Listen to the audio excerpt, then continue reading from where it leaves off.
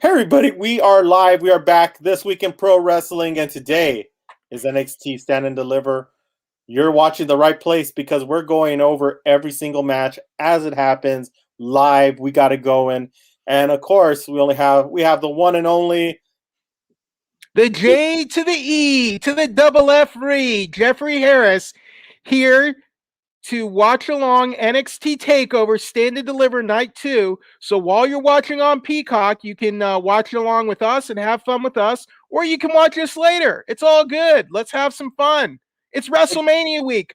Woo! Exactly, and I'm Mike Sandoval. You know me already. You see me in so many different things. Jeffrey, what did you think of night one of NXT Stand and Deliver? Excellent. Raquel Gonzalez just got anointed. She is the cream of the crop. Yeah. As Macho Man Randy Savage would say, it was well overdue for a title change in the women's division. MSK are the new NXT tag team champions. I'm very much looking forward to night 2 right now. Yeah, same here. And it's funny how we got a majority of those we called it right on who was going to win. I think we both called MSK, right? And I think we also called Raquel Gonzalez. So here we go. So now we're live. So it looks like, I guess, are we going to start off with Santos Escobar and Jordan Devlin? It looks like it. The cruiserweight title. So basically, if you're just joining us now live on YouTube, here we go. So we already had Breezango beat Killian Dane and Drake Maverick. So they are now the #1 contenders for new NXT Tag Team Champions MSK, the former champions. No, not the former. Killian Dane and Drake Maverick. They beat the former champions Breezango. So they will not be fighting for the tag titles tonight. It will be a later date. So did you get to see any of that match? Yes, I did see some of it, and kind of glad Breezango lost. So what do you think? What's your take on this whole move to Peacock so far, and what have you seen out of Peacock? What do you think? It's a little interesting because yesterday's live feed was you could tell where the commercial breaks were. Mm-hmm. And so it's kind of weird, but it's not bad. I actually kind of like it. It's going to take a little getting used to for me. I will say that. Yeah. But I think it can be better. I'm doing that. I'm doing that $9.99 for 4 months. Mm-hmm. So it's basically $250 for 4 months, basically. Yeah. And I'll give it a shot. Yeah, so this is so now we have Poppy doing a live performance right now. Which I don't know who in the world that is. She's done some NXT performances before. Oh, okay. So just curious, since you watched the stream last night, how did they do it with the commercial breaks? It was just went silent, and then you could hear them. You could hear when the audio came back live. So it was really weird. Okay. So, yeah, I think Raquel Gonzalez winning is great. I think it just freshens up the NXT women's title scene. And, yeah, I'm very – and tonight we have the grudge matches. We have Karrion Kross versus Finn Balor. We have Kyle O'Reilly versus Adam Cole. We have the NXT Cruiserweight title unification. So we have some great matchups planned for tonight that we will be recapping live as it happens. This is a first for us. This is the first time we've watched a live wrestling show. So episode 3, a bit difference. Episode 3, and we're already doing And we got Nerd Report coming up. Hey, everybody at Nerd Report, really appreciate you being on. Thank you from Nerd Report. Thank you guys for giving us a shout out. So yeah, I mean, this is gonna be fun. I'm looking forward to night 2. I'm looking forward to that Finn Balor match. That's gonna be the match I'm looking forward to tonight. Definitely Adam Cole versus Kyle O'Reilly, just because they built up that match, I would say close to perfectly, and that's like a grudge match we've been waiting for a while. I feel like this was the inevitable outcome when Kyle O'Reilly was competing for the world title, and I feel like we were going to get to this point eventually, and now here we are, and I think it's going to be a great contest. Yeah, I agree. And before everything gets started, let's bring up something really quick. What do you think of Chris Jericho being on Steve Austin's? That's right.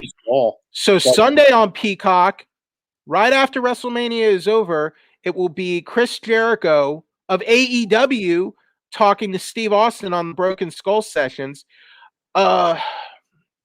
Tony Khan says he's okay with it. Mm-hmm. I think it's a bit of Jericho kind of being a bit like, hey, just so you know, I'm a big deal. Mm-hmm.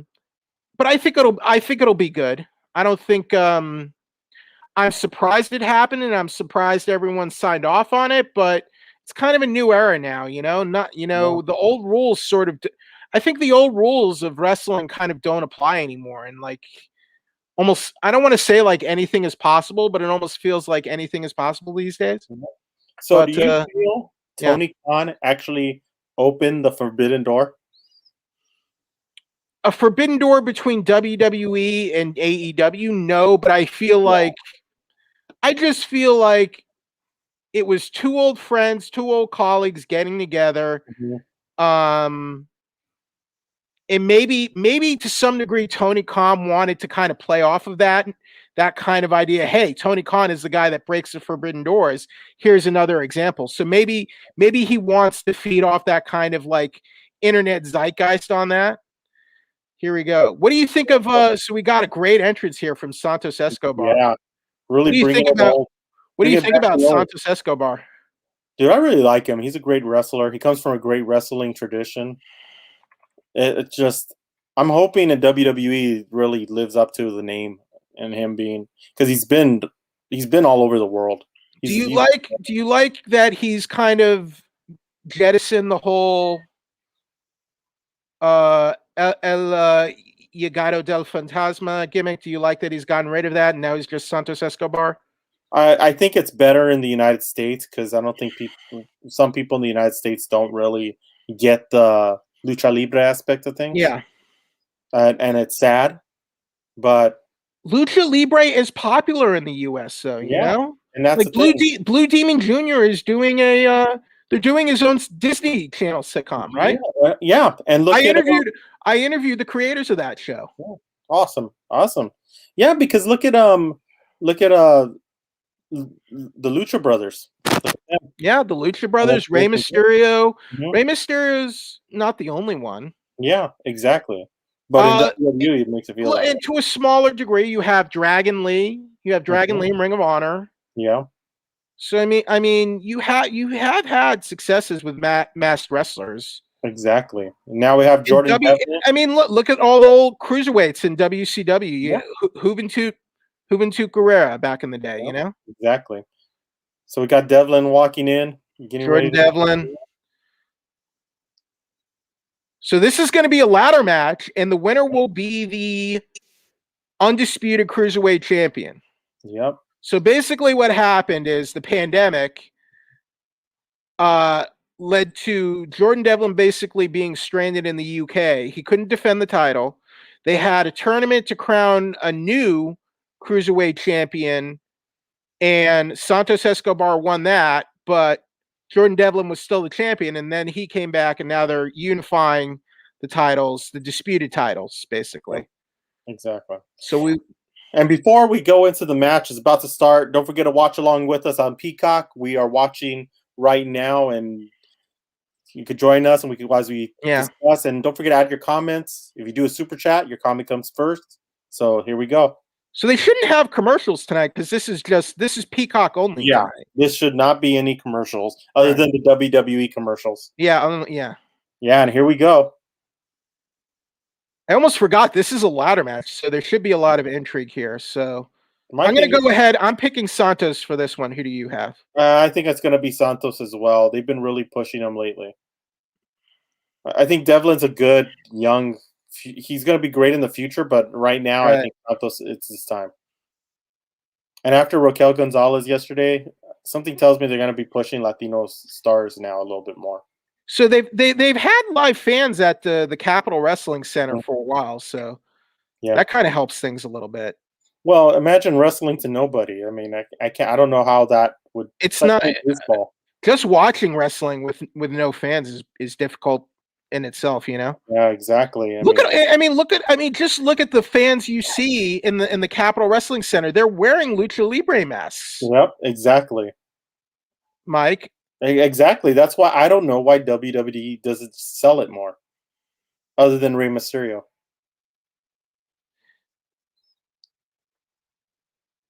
And look, he's exciting too. That's the thing. Like Santos is so exciting to watch. He's athletic. He can talk. He's got all the tools. Yep. I don't think he needed to demask though, but whatever. No, I don't think so either. I think if he could have demasked, but they could have made it like a big deal. He could have had like a mask versus title match or something, Yeah, you know? exactly. And then they pulled the mask off, and there you go. Like whenever they back in the day, whenever they did unmasking in like WCW, it was a big deal. Yep. There was like usually a title on the line or something big. Yeah. Remember with Rey Mysterio, they demasked him. And then everybody put your mask back on. But he had to mask because he lost. He lost a big match with Kevin Nash or some such. But when Juventud unmasked, he lost to Chris Jericho. Mm-hmm.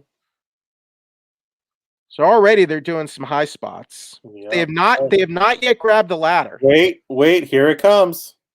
Right now, ladder's coming out. He's getting one out of the ring. Yeah. That looks like a regular size one. Yeah. Damn, so Mike, a bit of trivia. What was the first ladder match in WWE history? Was it Razor Ramon and Shawn Michaels? Nope. No? Which one was it? Bret Hart. It was Bret Hart versus Shawn Michaels in 1992. Oh, it was taped. Damn. The first one on pay-per-view was Razor Ramon, Shawn Michaels at WrestleMania 10. Mm-hmm. Ooh. But technically it was Bret Hart who brought the ladder match to WWE.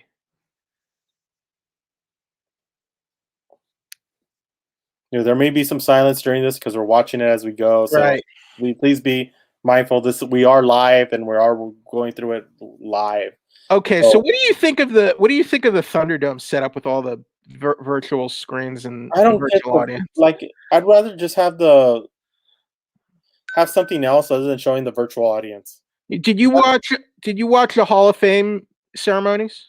Yes, I did. So what did you like? A lot of people didn't like the crowd noise with the virtual audience. What did you think? I didn't like it either. It kind of didn't fit. Oof. Just so Jordan Devlin just got swung into the ladder, just went over to the outside from getting whipped into the ladder in the corner. These guys are gonna be sore tomorrow. Yeah. And don't call this fake because the bumps on those ladders are not. Oh, it hurt. They are going to mark these guys up for real. Yeah. Like talking to my friends who are wrestlers, it hurts. It really does hurt.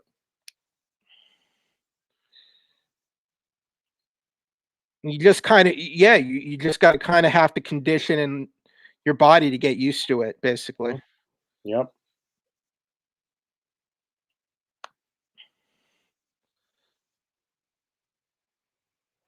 I mean, it does help a little bit that they have these, that they do have the live fans in this setting. Yeah, I agree.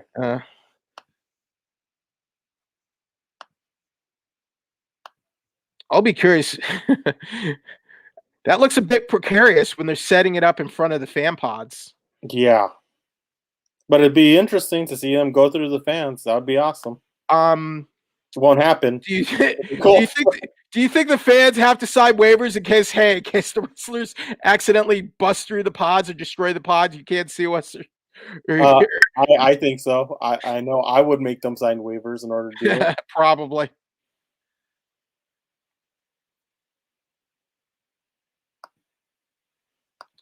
What's he gonna do here? Oh, drop kick. Yep. See, I thought he was gonna use the ladder to launch himself over the top rope onto Devlin onto the ladder. So it's pretty much been it's been mostly Santos so far. He's been dominating most of the match. Yeah. Oof. I could be wrong, but this might be the first ladder match for the WWE Cruiserweight title. I think it is. I don't remember one actually being. At least for the revived one, not the maybe not the old Cruiserweight, but certainly this one. Yeah, definitely. Since they brought back the Cruiserweight title with I think the Cruiserweight Classic a while back. Yeah.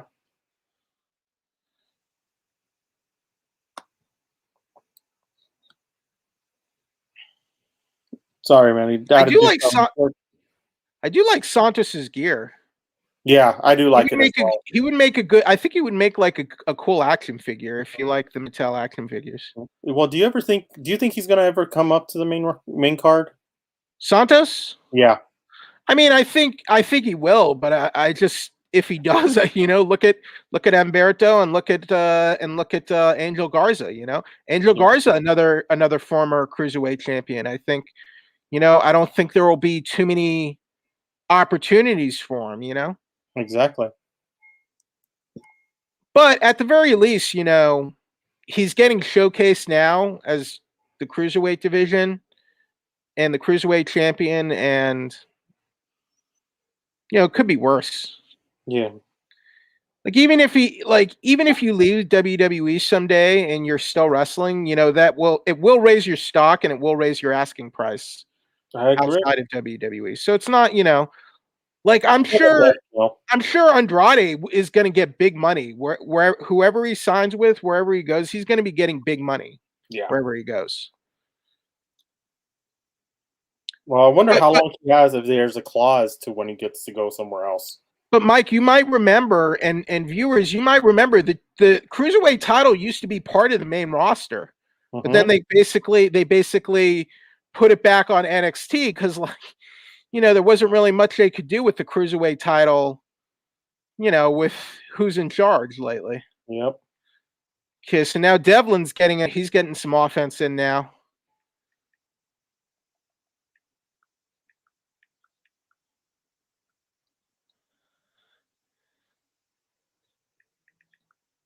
Yeah, that's a good call. This is definitely the biggest match of Devlin's career so far. Oof.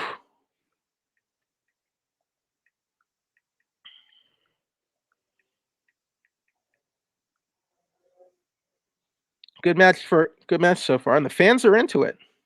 Exactly. And I think that's what it is. I think it's as long as the matches are good, I think it's going to keep people involved in both of their careers, and they put them in good matches. Ooh. Nice, nice reversal. So basically, Santos tried to slingshot Devlin into the ladder. Devlin was able to catch himself and tried to climb up, and then Santos tried to pull him off, and instead Devlin hit him with a DDT right off of the ladder. And of course, throws him out of the ring. You know that was going to come. That was a nice little hip toss. Oh, yep. Oh man. Tope Suicida. Damn, that had to hurt. These guys are gonna get marked up and gonna be hurting them. Yeah. That CBD and Ben is gonna be coming out. That was a pitch perfect Tope Suicida.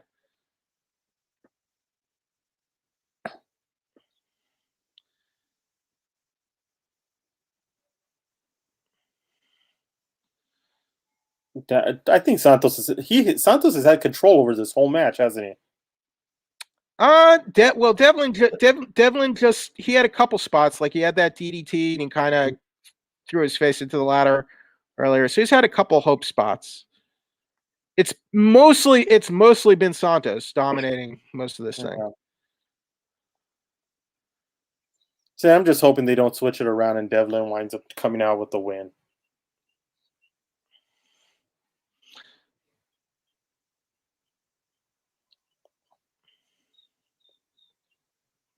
Oh, he's setting him up. Well, I mean, the thing is, they put the belt on Escobar instead of Drake Maverick. So I mean, Yeah. Ooh. Damn, he got it right at the edge. He got it right on the edge. It's like Did he just say what I think he said? Yeah, he just said it. He said it right there. I won't repeat it on the air, but super chat. We got our very first super chat here. we have actually. Thank you, Nerd Report. Thank you, Nerd Report. Thank you to anyone who's watching along with us for NXT TakeOver, Stand and Deliver, Night 2 on Peacock. Yeah. You know Thank you so much. Do you remember the movie Stand and Deliver, Mike? How can I not? It was Edward James Olmos? Yep. Oh, beautiful knee strike. Okay, here we go. That's what the name of the event makes. That's what it makes me think of. You know? Yeah, exactly. Ooh, damn, that was brutal. What do you call that? That like kind of flipping. I don't know, like a flipping. Ooh, that's nice. Ooh, that was nice. Diamond cutter. Mm-hmm. Diamond cutter, or RKO, Ace Crusher, whatever. Shoot, that was good off the top rope. Cravat neck breaker. You know what they called that move in like the SmackDown versus Raw? They called it like a 3/4 of a turn neck breaker. See, I don't even remember that. Oh, here we go. Some moves just have multiple names. Yeah, exactly. But it makes me laugh when you hear AEW, especially like last night. Oh, Tope Suicida. I was like, huh? See, the only way you can win here, the only way to win is by getting the belts. So can't get pinfall or submission or knockout. You have to grab the belts, both belts from the wire. Oh, and he's too far from getting that belt from over there. I mean, I guess he's gonna try to. Is he gonna try to splash Santos? Yeah, he's gonna do something right now. He's on the top of that. Moonsault, maybe. Be careful there. Top of the ladder. Oh my God. Ooh, damn. Ooh. He got him. Yeah. He got the moonsault. That's nuts. Man, the fans are digging this. Hey, we have Robert Garcia in the room.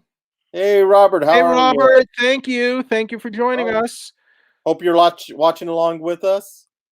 Yeah, so you can watch this on Peacock. We're watching NXT TakeOver, Stand and Deliver Night 2. And it is a ladder match for the undisputed cruiserweight title. Jordan Devlin and Santos Escobar. Thank you. And looks like Devlin's going to go for the belts now. Right now, he's going for it. Yeah, Santos is out of the ring now. Now it's his time. Yep. He's climbing the ladder for success. Oh, here they come.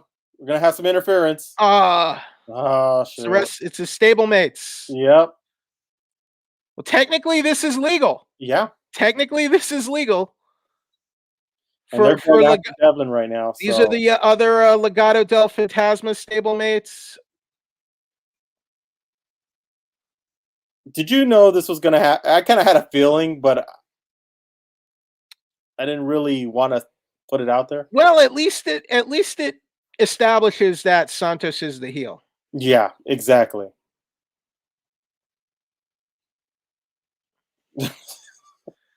And Santos knows how to sell it. Santos is he's playing the Rudo. He's playing the Rudo really good. He's playing the role, man. Hey, he's got it. We got another super chat from Robert Garcia. Hey, Robert, thank you, Robert. Thanks for the donation. Really he didn't even say anything. He just gave us $4.99. No. Thank you anyway, Robert. We love you. We'll take it. Hey, thank you for being a part of this. Really appreciate it. Santos, your stablemates came in here to help you steal the match, and you couldn't even do that right. Exactly. It's like, come on, man. Take advantage of that extra help. He took too long. Like Eddie Guerrero used to say, lie, cheat, and steal. That's what you got to do sometimes, huh? And here we go. We're going back and forth, going with some punches. If you ain't cheating, Mike, if you ain't cheating, you ain't trying. Exactly. Oh. Exactly. Oh, this is going to be nasty. Get ready for a train wreck. Okay, something big. Ooh, that was nice. Oh, flux capacitor off of the ladder. Yep, and we miss you too, Robert. We can't wait to Oh, see you back at someone's the bleeding. cons and everything. Who's bleeding? Someone's hard way bleeding because they don't really intentionally bleed anymore. Yeah, especially in WWE. I can't tell. Look, maybe Oh, Santos there had a he is. bloody nose or something. Maybe, or he cut his I don't shoulder. know, or he cut his shoulder. But we got blood. You don't Got a happen little that bit of much blood. in WWE anymore. Not much. Mm-mm.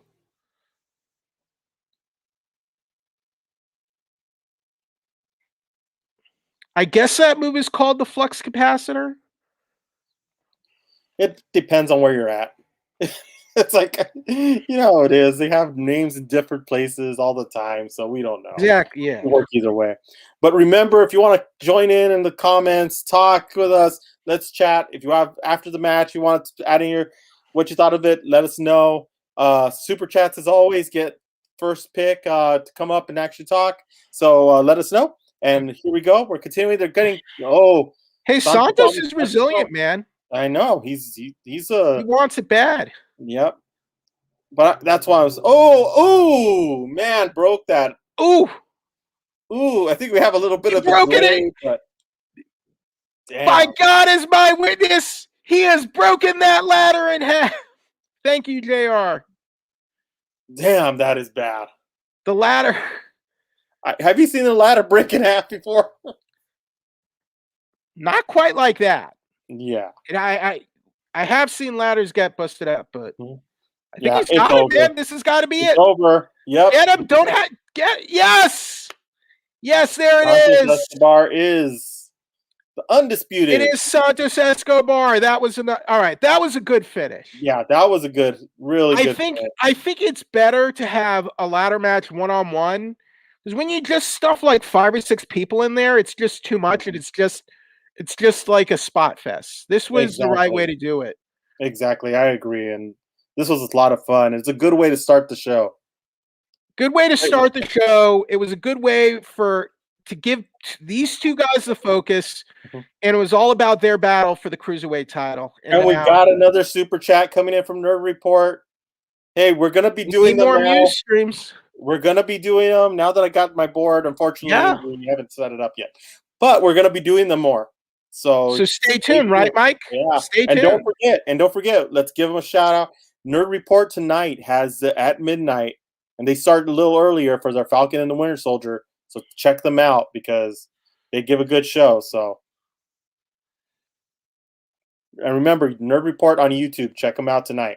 Falcon and the Winter Soldier. So, Legado del Fantasma did interfere, but it wasn't really enough to really affect the outcome. Yep. But Santos still walked away with the win. I was a bit worried. I was a bit worried when they interfered. So I figured maybe they were going to like bait and switch. Yeah, and I thought they were going to do the whole thing where at a point where Devin was going to win.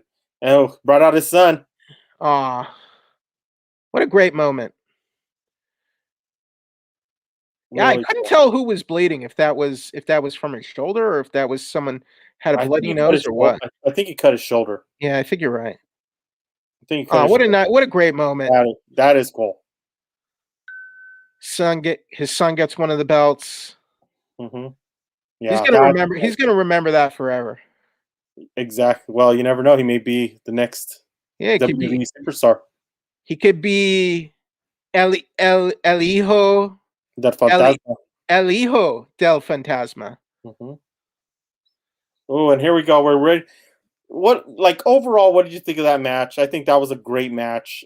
Out of 5, I would give it like 3.5, probably. Yeah, I'll give it a 3.5 out of 5 as well. It was good, just a good, solid opener. Mm-hmm. And already Adam Cole coming in and he has security.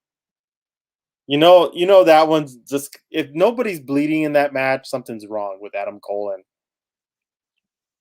because they've been building this up pretty big. Well, if anyone bleeds, it's not going to be on purpose. Wink, wink. Exactly. I mean, that's the thing. I mean, I wish WWE would allow their guys to bleed again. Oh, here we go. I think the key is, you know, with the blood, just don't do it all the time. Do it like maybe once every 6 months, and make sure both guys are okay with it. And like, if it's the right match, and they're like, yeah, let's get some color. Yeah. Then do it. If it feels right, do it. You know, I think the problem with the Attitude Era is like it got to a point where you had like, you know, first blood matches and hardcore matches, and then you would see guys bleeding or getting cut like every other match, and it was just too much. Yeah. Um, That's why you got to do it like AEW does it. It doesn't like everybody bleeding all the time. well, I think AEW overdoes it a bit on the hardcore brawls these days. But Oh yeah, they do. That one with Kenny Omega and Moxley was kind of a little overdone. well, especially with the sparklers. Exactly. There wasn't much death in that triangle. Let's put it that way. Right. So we got MSK talking about them becoming the new NXT Tag Team Champs. Yep. Were they champions in Impact? I forgot. The Rascals. Yeah. I don't remember if they were or not. They might have been. Yeah. I'm gonna check. But it's good to see both teams, both guys. So let's see. Yeah, it's good to see both guys. So the Rascals, the Rascals never actually won the Impact Tag titles. Wow. They won the Super X Cup and they won the Turkey Bowl. Mm-hmm. They did win. They did win tag titles in other promotions, but never in Impact. So this is like this is really their first major tag title. Yeah, I think they're gonna. I wouldn't be surprised if they bring them up eventually. Because I think the tag team division it seems to bring them up a lot faster. So yeah, these are like it's just that. All right, what are they going to do if they go to the main roster where Vince hates tag teams and doesn't care about tag teams? I don't know. Well, hopefully Vince is gone by that time. Let's be honest. Look. I got nothing against Vince, but I mean, come on now. Yeah, I mean, it needs like time. It's time to change. It's been a little too long, but I mean, you do have Street Profits and you have a couple tag teams, but like tag teams are generally not seen as a big deal in WWE. Yep, exactly. And here comes the way. Candice LeRae. All right, so now we have the Women's Tag Team Championship. Mm-hmm. Mattel just announced a new elite figure for Candice LeRae. Good for her. It's so hard for me to see her Candice without without what's his name with Gargano. Not Gargano. Before when she was an independent. Who is she? Who did they pair her with? They had her paired with the King of the Dong. What was his name? Oh, Joey Ryan? Yeah, Joey Ryan. Ooh, Joey Ryan's a bit of a... He's in a little bit of hot water right now. Well, no, not more than a little bit. More than a little bit for him. Yep. So, yeah. I mean, that's the first time I ever saw her wrestle was when they did the intergender matches. She did a lot of that on the indies, as I recall. Yep. She's got her tag. I like Shotzi too. She's good. Yeah, Shotzi knows how to sell. She's fun. Mm-hmm. I like the tank thing is fun. Yeah. What is going on with Ember? I don't know. I don't think she what is she, a demon or something? Well, she's a rat. Oh, a demon rat or a sewer rat. Is that? She's got a tail, and she had like a beast, I think it's a beast skull or something. Is that what it was? Yeah, sewer rat. But there's the champions. Let's see if I mean, look, Ember was already on the main roster. There wasn't much for her there, but yeah, exactly. At least she came back to NXT and they gave her something to do. Yeah. I think the champs are going to retain tonight. What do you think? I think so too. I don't think they're going to give it to Candice, and I don't know. The whole way thing is to me is kind of a little, eh. I think this will be a good match, though. Yeah. She's got like Joker hair tonight. Yeah, she got the Joker look going tonight. By the way, best wishes to Shotzi and her family. She announced a couple days ago her stepfather is in a coma right now, so hoping her stepfather will pull through. Best wishes to Shotzi and her family. Definitely, most definitely.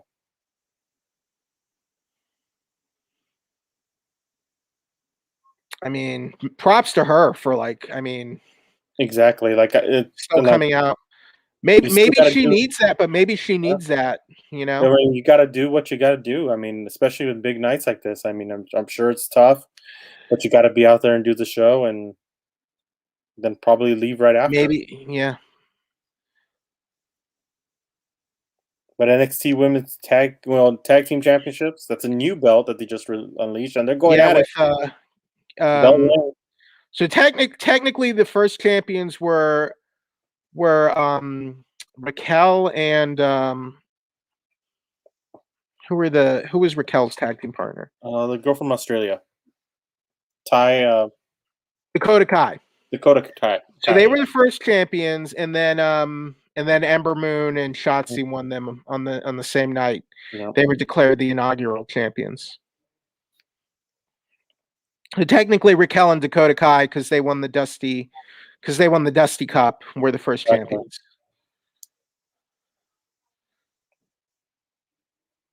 I do hope Candice gets a moment where she starts winning titles and stuff. Me too, because she's never gotten one in NXT yet. Yeah, and I mean she's been in so many wrestling promotions already, and now that at NXT they need to put a belt on her. Yeah, but I don't think the tag team belts are right. Well, now that the women's title is finally off Io Shirai, I'm hoping we can finally freshen that scene up a little bit. But I'm sure Raquel is such a beast and a powerhouse. I'm sure she's going to have a decent run. Yeah, it's going to be she's going to have a good run. I'm curious to see how Indy Hartwell does in this match. I've been wanting to see more of her. I'm not a big fan of Indy Hartwell. I don't know. There's something about her that just. Well, I think pairing her up with Candice is a good way to maybe help her learn and develop. Yeah, we'll see.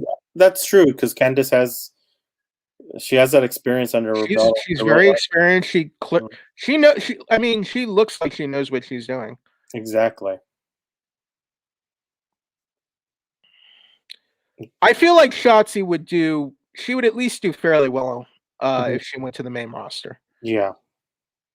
But I think it's still a year and a half away till that happens. Yeah, it could be a while, but I feel like at least with that entrance alone, yeah, she's got the cool. She's got the. You could give her the full show budget. Yeah, give her the full show budget, and she's got kind of the hardcore attitude. Mm-hmm. So last match was a ladder match. This is going to be more of a tag team wrestling clinic, I would say. Yeah, I agree. It's going to be more technical than anything else. Already, it looks like they're going for a more technical, more traditional style. Traditional tag team style, really. Because already you have Indy and Candice. They're cutting off the ring. They're keeping Shotzi away from Ember and wearing her down. Yeah. Good solid tag team fundamentals.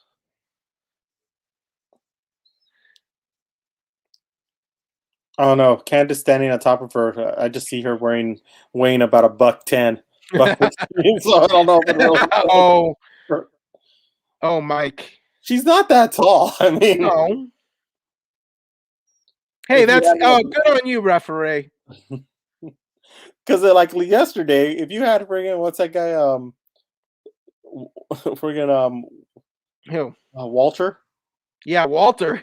Walter standing. Walter's Walter's a tall drink of water. That would not be a fun time. Yeah, exactly. If he did that.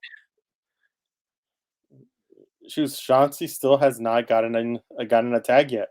Not yet. And we've already had multiple tags on. All right, here we go. Here we go. Now's your chance. Now's your chance. Nope. Good. They're cutting her off. Yep. Good technical wrestling. And they're using the tag ropes too. I like that. I like that we have the tag ropes in NXT. Yeah. Here you go. Now she has her chance. All right, here we go. Get over there. Get over there, Shotzi.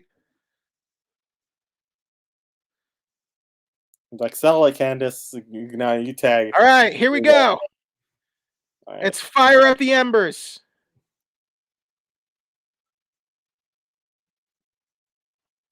I like Ember. She's really athletic. I really like her style. She really sells it good. Oh, we're going on. She was on Hell's Kitchen. She was on Hell's Kitchen last week too. Oh, whoa, a little DX. Yep. Selling. Even though it was a Hell's Kitchen season that was filmed like 2 years ago. That's it's only airing just right now. Mm-hmm. The reason why we know that is because she has red hair at that time, where now she's pretty much stayed with purple.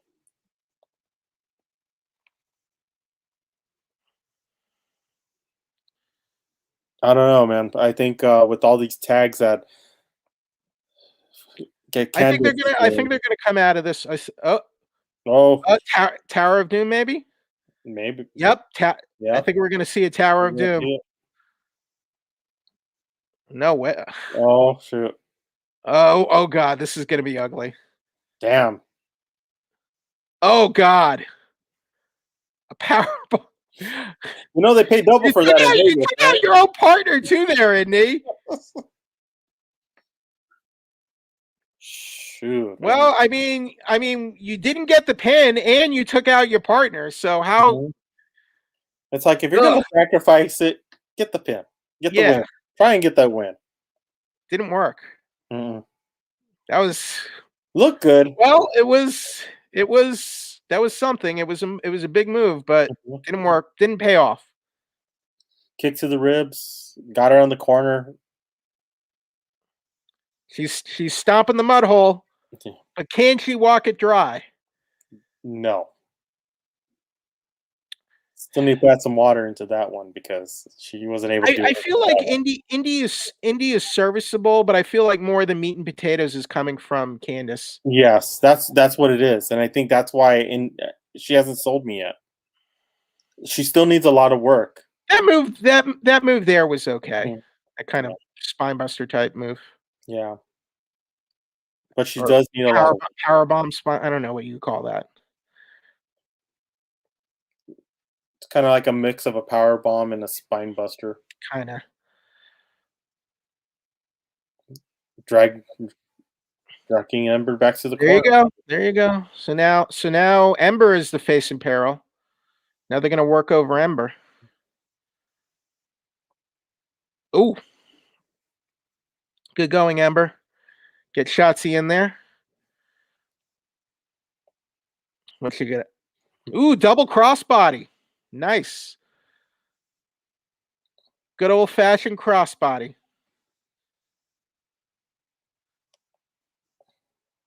Not the prettiest. Yeah, that one was kind of sloppy. It was a tiger suplex. Just didn't look properly hooked in. Ooh! She didn't hit anybody. Okay. Did she make contact with either of her opponents there, Mike? No. Come on. No, she missed both of them. Okay. They're going to show it again. I see. I don't think she did not. She did not hit either of them. No. It looked like she hit the barricade more than anything.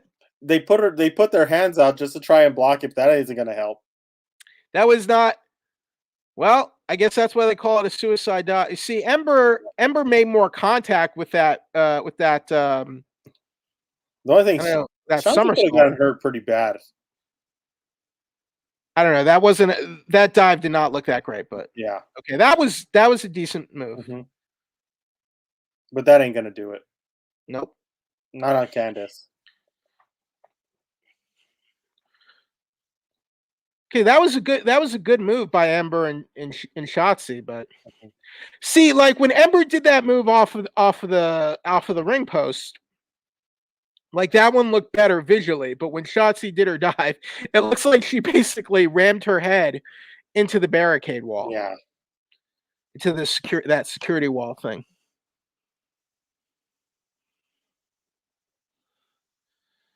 Took out Ember. That's good to do. Ooh, good idea. Oh, do they have like an entrance ramp or something? Yeah, they have that ramp that goes directly straight into the ring. Okay. That did not look like completed. It's okay. Nope. I don't know. I'm not really a fan of when they have the ramp just leading straight up into the ring. I remember that used to be an old school WCW thing. Yep. There you go. Nice knee strike there. Hard knee strike. Oof. Indy, I don't know about her Oh, sometimes. looks like Ember Ember's Moon. Ember's a legal woman. Actually, wait. Chauncey tagged. And then Shotzi tagged right after, so now she's a legal woman.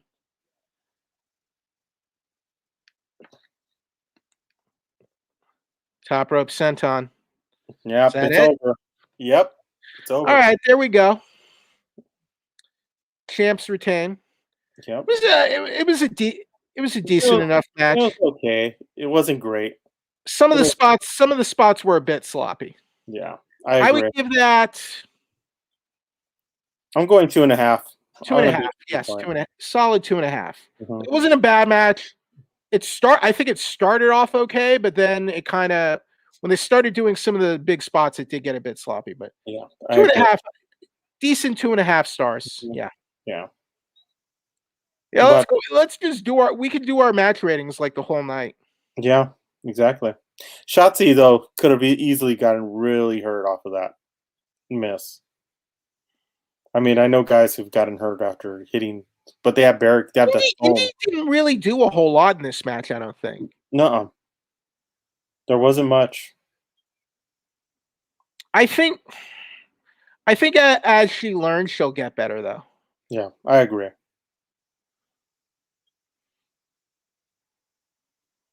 And like I say, just got to continue watching. Let's see how Indy grows. The finish was good, but yeah, I agree. But some of those big high spots were like, I agree. But everybody, now that the match is over, let's reset. You're watching WWE NXT Stand and Deliver live. This is a whole watch party. You want to comment? You want to say something about the matches? Please let us put it on the comments. Super chats are always recognized first. So it's on Peacock, so watch along with us. Yeah, we're watching NXT TakeOver Stand and Deliver Night 2 on Peacock. And right now, this week in wrestling, our live watch party. And right now we got Finn Balor and there's okay. So this is interesting. They're gonna give Adam Cole and Kyle O'Reilly the main event slot then. Oh, yeah. Interesting. So I'm picking Finn Balor. So am I. I'm gonna go ahead and pick Finn Balor. Now, betting odds, I believe the betting odds are favoring Karrion Kross tonight. Yeah. But I'm gonna go against the betting odds, and I'm gonna pick Finn Balor. See, I'm the same way because I think they're gonna set up Finn Balor versus Adam Cole. I agree. And that's gonna be the match to watch. Well, we're getting highlights for Sunday for WrestleMania. They might just put Karrion Kross on the main roster sooner, but we'll see. Yeah. So we're getting highlights for WrestleMania this weekend. Sasha Banks versus the EST of WWE. Do you think that match will headline night? I don't think so. Night 2, Oh, or is that night 1? I think it's night 1. But I also think, like, I don't know. I think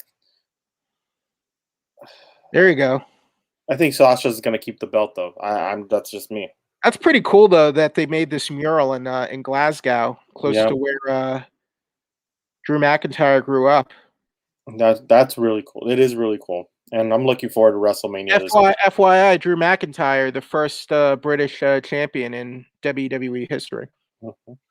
Looks like I need a bit Yeah. more light right now. It's getting to that time of day where it starts getting a little dark, and Just a little technical fix up here. Yeah, exactly. the sun is going to be going down soon. They're playing that last night's match, which was pretty damn good, with Bronson Reed. Oh yeah, so so Bronson Reed is going to fight Gargano for the title tonight, Mhm. right? Yep. Oh wait, Uh, so is this so maybe this match is the next one out. Yeah, I think this is going to be the next match, Okay. which is going to be a good match. And something tells me Bronson's going to walk away with the belt. Okay, so here's some betting odds by the way. So Karrion Kross -170, Finn Balor +130. Kyle O'Reilly versus Adam Cole. O'Reilly is -160. Adam Cole is +120. So that would make Kyle O'Reilly the favorite. And then what about the North American? Is that match even happening tonight? Yeah. North American Championship is right now. I mean, not is it? Yeah, that's what it is. Okay. Yes, or just no betting odds for that one yet. Yeah.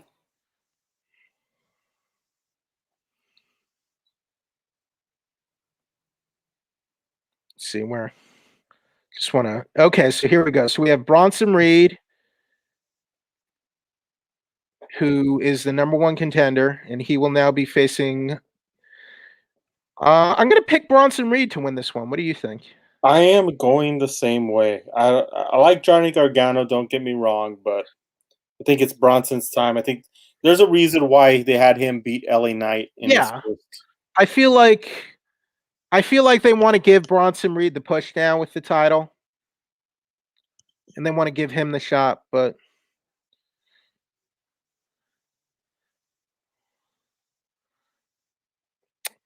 Have you tried that DraftKings with WWE thing that they've been promoting tonight? no, I don't gamble very much, but I do look at the betting on. Oh, what does he have? I want to see what Gargano has here. He's doing his Iron Man thing again. Wait.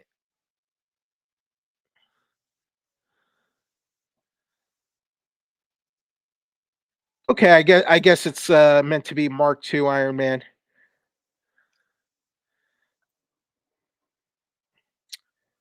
I always enjoy when Gargano has like the comic book attire. Same here, but I like his Wolverine more than anything else. Yeah, yeah. The fan takeover Wolverine Gargano, you can get that figure on Amazon right now. Yeah. It's up for pre-order. If you like WWE Mattel action figures. What do you think of this the way thing? The Gimmick. with Gargano and Yeah, and Indy Hartwell, Candice LeRae. I think it's fine. I wasn't expecting Gargano to turn heel, but I think he and Candice do it well. Mhm.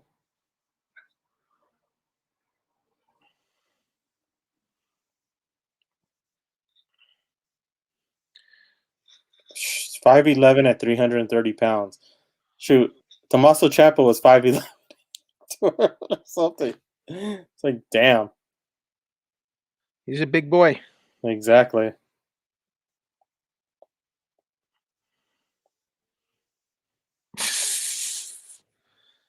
You know you like that, Way. referee. You know you like that. Yeah, yeah. Yeah, you know. Way. He's doing the way. That was good. Mhm.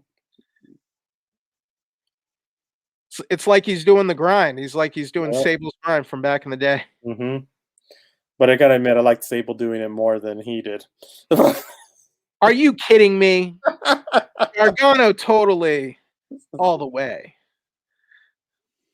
And here we go, North American Championship. They're about to ring the bell and get this started. It should be a good one. I So, agree. what do you think is going to main event? Is it going to be NXT title or? It's going to be Adam Cole and Riley. This should be a good one, though. It should be.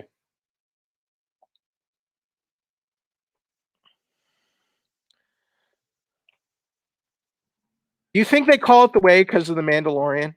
Yeah, I think they do. You know, it has to deal with some type of superhero, Marvel comics, or some type of Star Wars thing. He's done it so many times, and that was just a complete whiff. Just a bit outside on that one. He used to turn it into a cartwheel. Exactly. I kind of have a feeling Austin Theory is going to cost Gargano the title. I have a feeling as well. Maybe not intentionally, but he's going to cost him the title. There you go. Overhead press. Oof. He's got some height there. Ooh, Samoan drop. More like a fall away slam, but yeah, similar move. Mm-hmm. There it is.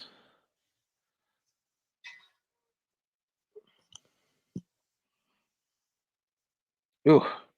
One thing that I do like, Gargano knows how to sell a punch. Yeah. He's a seasoned pro. Yeah. He knows what he's doing in there.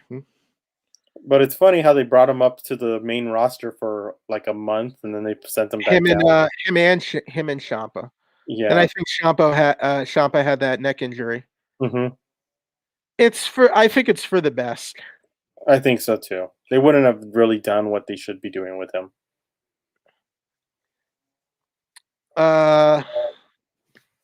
Look at what happened to what was his name? Ty Dillinger. Ty Dillinger? Yeah, he was really over in NXT. Yeah, I agree. I saw him wrestle at the Pantages when they came into LA, and there he was really getting sold. Like, let's see. I saw an NXT live event in LA. I forget what theater it was. It wasn't a huge venue, but probably about 2,000 people, and he wrestled Buddy Murphy that night, and it felt like 20,000 people were just all in for Ty Dillinger. Yeah. Who's now Sean Spears in AEW. Yeah. Who just got beat up last night by Mike Tyson. We go sliding kick to Bryan. I'm trying to remember where that event was. It was October 2016. Mm-hmm.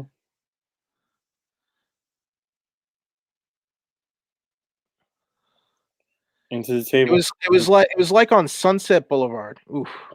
Was it the one at the Pantages? No. With DIY Gargano and Champa when they were tag team were in that fight too.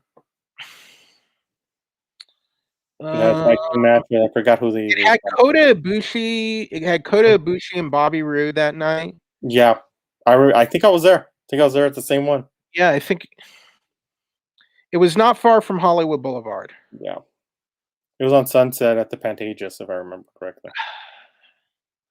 I don't think it was the Pantages, but it was close to the Pantages. Oh, not the Pantages, the Palladium. Palladium, yes. Yeah, that's it. Yes, yeah. Palladium, yes. I was there.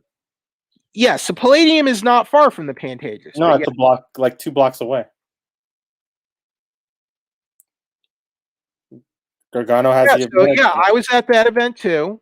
And I think that was the night where it was Ty Dillinger versus Buddy Murphy. And they had a great match, and Ty Dillinger seemed like the hottest star on the planet that night. Yeah. You know, yeah. Everyone was really excited about Ty Dillinger. He was like a mega over babyface, and I'm like, I didn't see much of Ty Dillinger at that point. I'm like, dude, this guy's got it. Like, people are like really digging this guy. You can't I've never heard you can't find anything for that guy to do on the main roster. exactly. I never figured that one out. I don't get it either. But Well, got him on the floor. Got him on the mat. I mean, when you got a big boy like this is what you got to do. Got to wear him down. Got to take out the gas tank. You would think you'd go after his legs more than his upper torso, but well,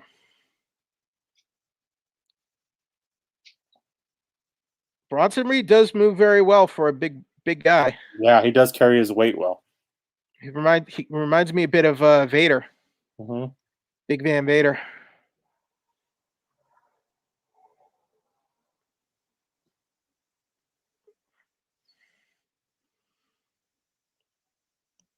And that's the thing. Bronson makes Gargano look like he's just really thin. And when you see him in real life, you realize how big. Like, he's a pretty big, muscular guy. Nice power slam there. Yep.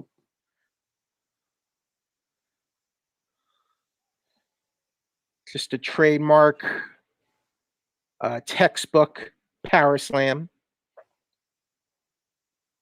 It hasn't been a bad match so far. It's been pretty good. No, nothing's been bad. I mean, that's usually the case though with NXT, you know? Mm-hmm. Like, even like the women's tag title match wasn't great, but it was fine for what it was. Ooh. Kind of like a stinger splash there. Yeah. Ooh, choke slam. Are we getting close to the end of this match? Or I don't think we're quite at the end. I don't think so either. But they're stopping it. Something happened. I think the momentum is shifting. Exactly. So where's Bronson Reed from? I don't know. He from Australia or New Zealand? I'm not sure. He's Samoan Australian. Okay. Well, I knew he was Samoan. That was obvious there, but ooh, look at that power. Look at that strength. Ooh, Death Valley Driver. Wasn't not enough. a move you see often. Yep. Totally nailed him there.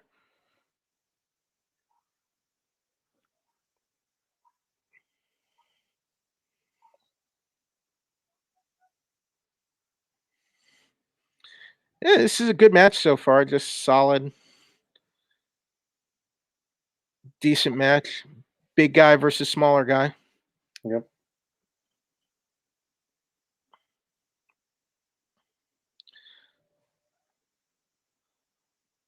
Austin Theory has not figured into this very much so far either.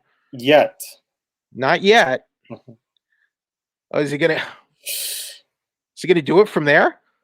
Nope. Nope. Oof.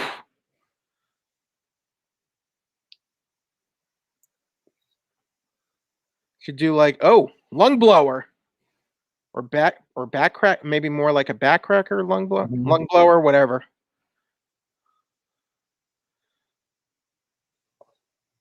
Okay. Yep, that's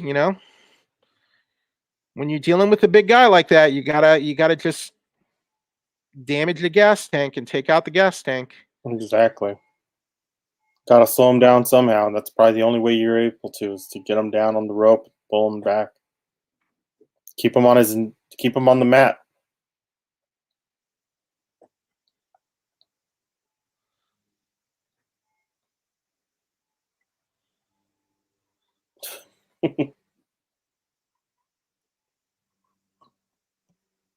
Oh, good reversal. Ooh. Very nice. Good reversal. Very nice. Hope everybody who's watching on Peacock got to see that. That was a beautiful reversal.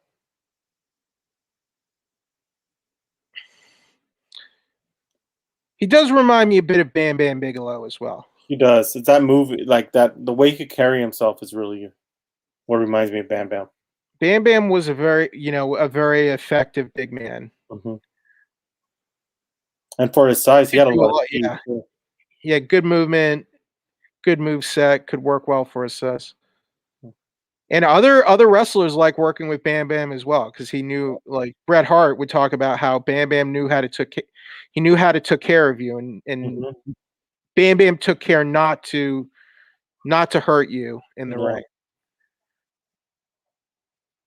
Okay, that was a bit yeah, janky. I'll say janky. Poison Rana. I know that.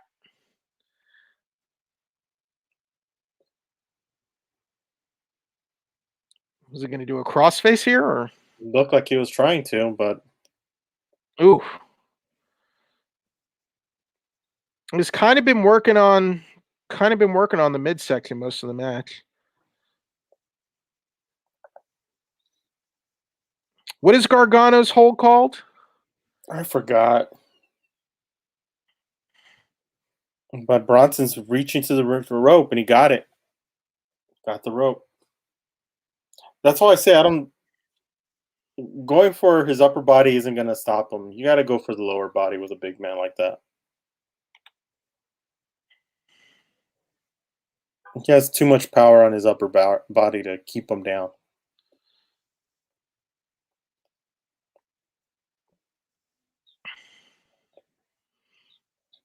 But something good isn't going to happen here. They're on the ramp now. Stay out of there, Austin Theory. Oof.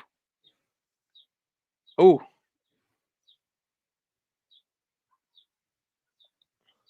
Ooh. Razor's Edge. Oh. Oh God. Razor's Edge to center field. That's what it looked like. Right. Yep. Oh, is he going to do the big splash?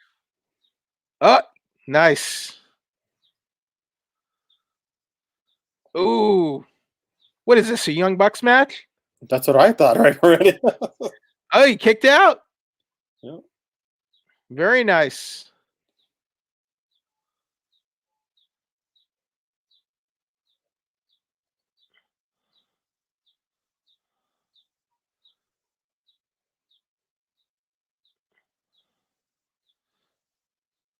They're both on the mat, still getting that time to breathe. And oh, it's the Gargano. The move is called the Gargano Escape.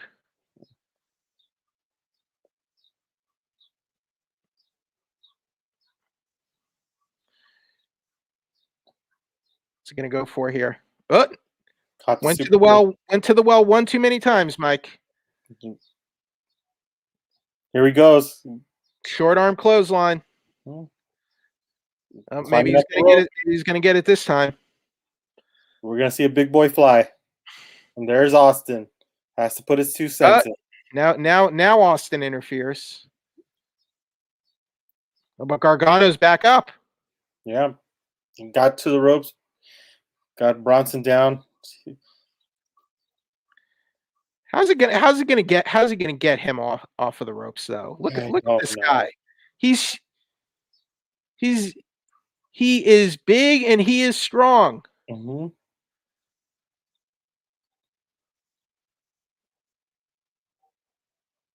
Oh, Hurricanrana maybe? Yeah, that's what it's gonna be. No, he's gonna reverse it. Oh.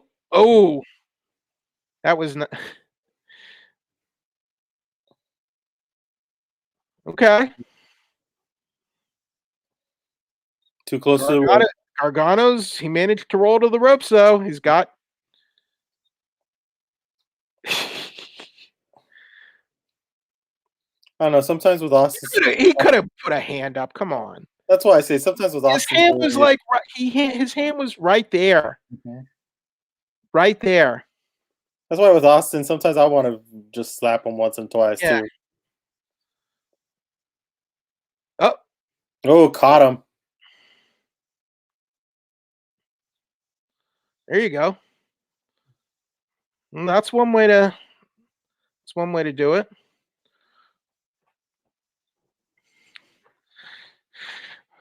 This has gone a bit longer than I expected.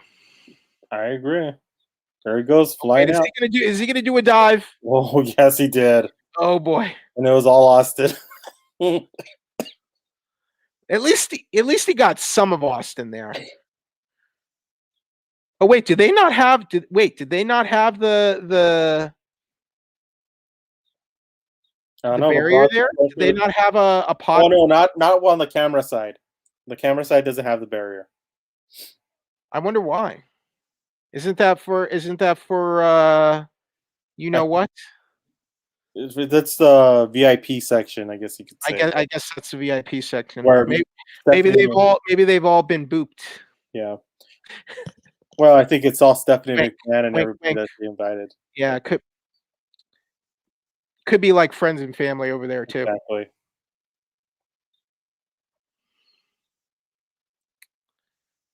He already got a power bomb. What's he gonna do? Exactly. Okay, Bronson can't really sell the Hurricanranas very well. It just looks awkward. Another super kick. That's like the third super kick. Oh!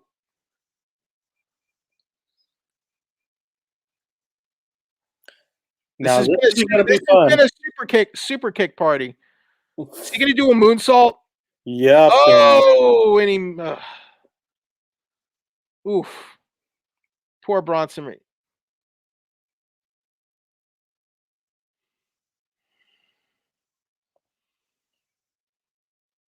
Oh, man. He looks dazed. Seriously, that's the way is that the way they're ending this match? I'm surprised. I really thought they were going to give it to Bronson Reed tonight. Same here.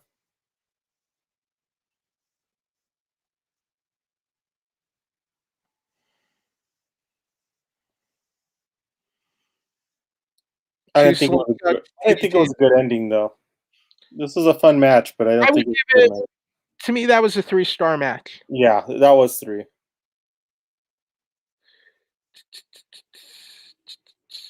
I think Bronson is very good for his size, but like some moves like there are some moves he doesn't need to like sell. Mm-hmm. Or some moves you don't need to try doing with him just because it looks weird with a guy of his size. I agree. But it was solid. Yeah, 3-star. I would give that 3 stars. I would agree. I'd give it 3 stars as well. It was okay. But yeah, I did. I was kind of So this is I guess the first time we picked wrong tonight. Yeah. Well, actually, over the last two nights, this is the first time we've been wrong. Oh, that's good. It's good to be surprised sometimes. But I really felt like they were really building up Bronson Reed to get the win tonight. So yeah, that's what I thought too. They've been building him up for already a couple weeks now, and I thought that was going to happen. I feel like Gargano's he's had the title for a minute. Yeah, it's been some time now, and I think it's time to. I figured that Austin Theory would have screwed up and accidentally cost him the title. Let's see. He won it back from Leon Ruff in November. So he's had it like just under 5 months, I think. Yeah. Oh, man. Yeah, just under 5 months. I mean, he hasn't had it super long. I just figured, a takeover would have been a good time to put it on someone else. I agree. For NXT, do you think this takeover is like the reset point? Kind of like how the main roster Wrestlemania is a reset point? I think a little bit because Io Shirai has had that title a while, and she just lost. And I guess we'll see what happens with Finn Balor and Karrion Kross. Yeah. And I guess we'll also see, if anyone is going to be moving from the NXT to the main roster after this event.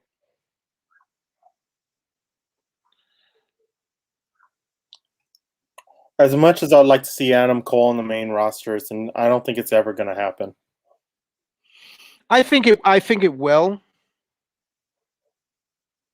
I think it is going to happen sooner rather than later. I'll just say that. Let's see. Because I just don't want to see what happened to Finn Balor happen to him.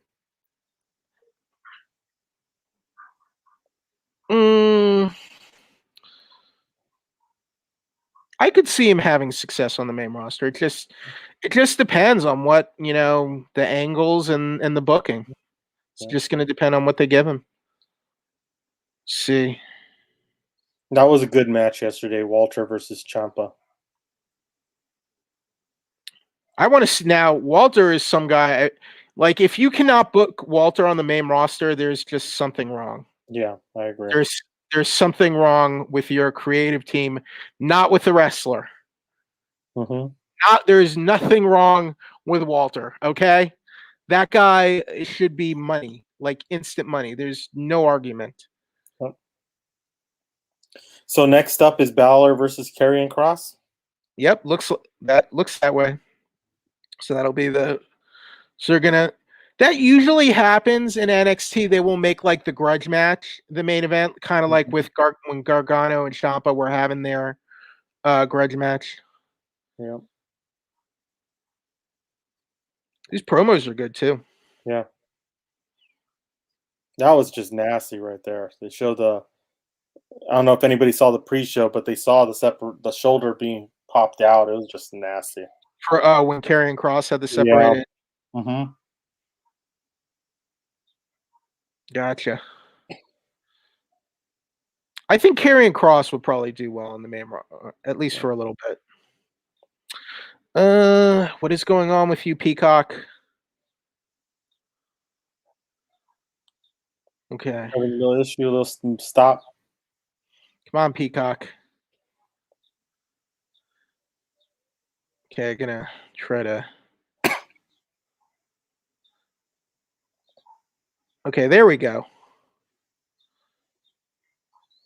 Who do you have in this match? I'm picking Baylor. Odds favorite is Karrion Kross, but I'm going Baylor tonight. Same here. I'm going Baylor. I think Baylor will probably feud with Adam, as you said. I'll probably feud with Adam Cole next.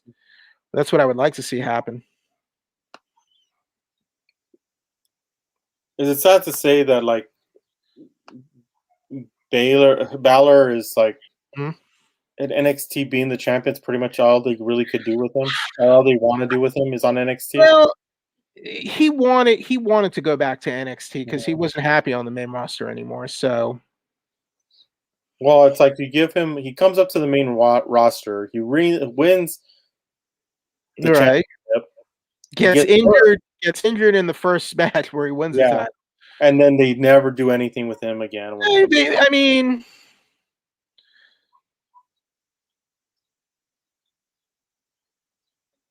He had his moments, but it was pretty much slim pickings from that point on. It becomes like a Ricochet. Yeah, kind of. Yeah, Ricochet hasn't won the belt, but he didn't lose. He didn't lose as much as Ricochet did, though. Yeah, he did have a good match on pay-per-view with AJ Styles. He did have a couple runs as Intercontinental Champion, feuded with Lashley, and then but had a feud with Bray Wyatt. Well, that's the one thing with Baylor, though. He get the crowd excited, and especially on the main roster. The thing at WWE, it's just a different look. It's a different animal. Baylor is not. I don't want to say he's not like a tailor-made WWE superstar, but maybe he's like not tailor-made for WWE. Yeah. I don't know if that's the best way to phrase that, but because like a Karrion Kross, I think would do big in the main roster. But because he's a big dude. He's kind of got that main roster look. He has that Vince McMahon look that he likes. And look, sometimes smaller guys do well on the big stages, but there's no form. Like there's no formula for seeing who is going to do as well as others. Yeah.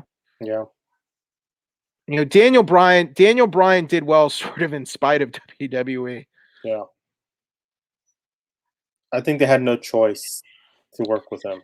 Yeah, he was just so over they had no choice, basically. But Like you think a guy like Finn Balor should be huge, but Yeah. especially when he does the Demon King thing. But I don't know. And considering what he did in New Japan and how big he was in New Japan. I think it's because in WWE they want characters and personalities, and in New Japan, they have characters and personalities, but it's a more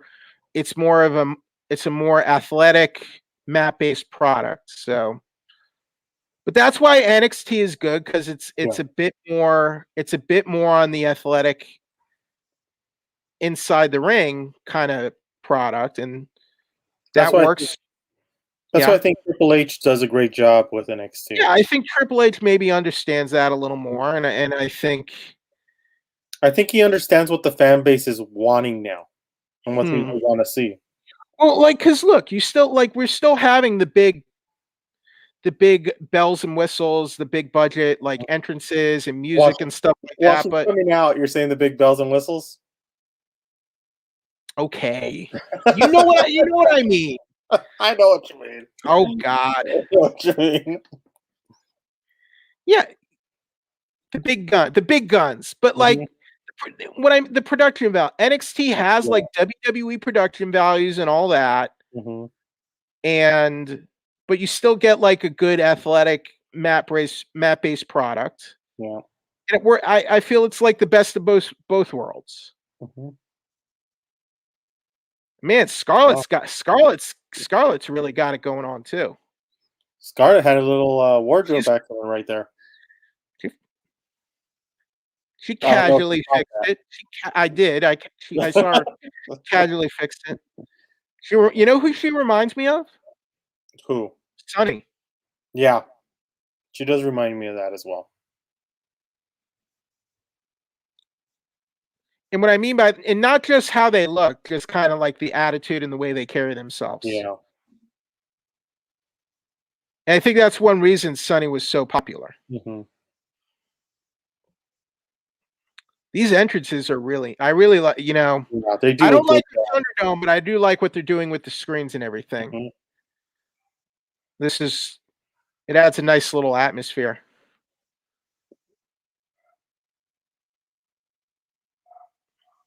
So no Demon King tonight. Nope. I don't think we're going to see the Demon King again.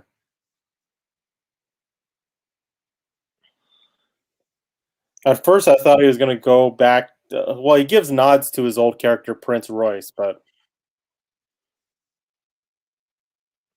does have some pain on his chest though tonight. Yeah. What is the symbol about? Do you know, Mike? I do not know. And I don't know what. I was looking back in his old days, like back when he was on New Japan. It's got like this X mark. I think because of the way they do the F and they do the 3 X's on it, like I guess it's like those. Okay, because they have those X's on Finn. And that's what it is. Do the X's represent something? Well, if you look at my mind thinks it's trying to make pretty much say a 4-letter word that shouldn't be said. Oh, okay. Now, okay. Prince Devitt, that's what it was. Prince Devitt. What is he trying to say? Blank Prince? Yeah. So they're trying. Okay. Because that's why he's bringing that was a nod. I always thought that was a nod to Prince Devitt, but I don't know if that's. I think you're right on the Prince thing. It's a nod to Prince Devitt, but I was curious, like, what the attitude is about. Yeah. Killing the past or something, maybe? I don't know. Possibly wiping out the past.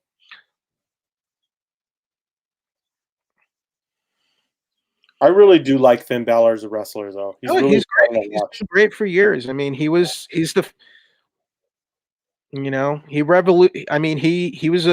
trailblazer in Japan too. He founded the Bullet Club. Yep. That's still going on today and going strong. Yep. Still going to this very day.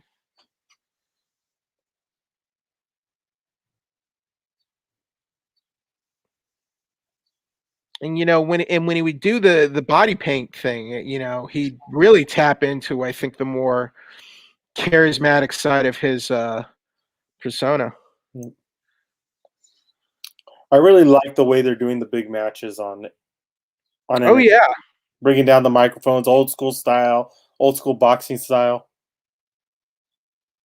they used to do that with Finkel, Hmm. with Howard Finkel back in the '80s too, The back one thing, at uh, at Madison Square Garden, those kind of places. one thing I do think they need to do is some of the ring announcers are not that Mm. great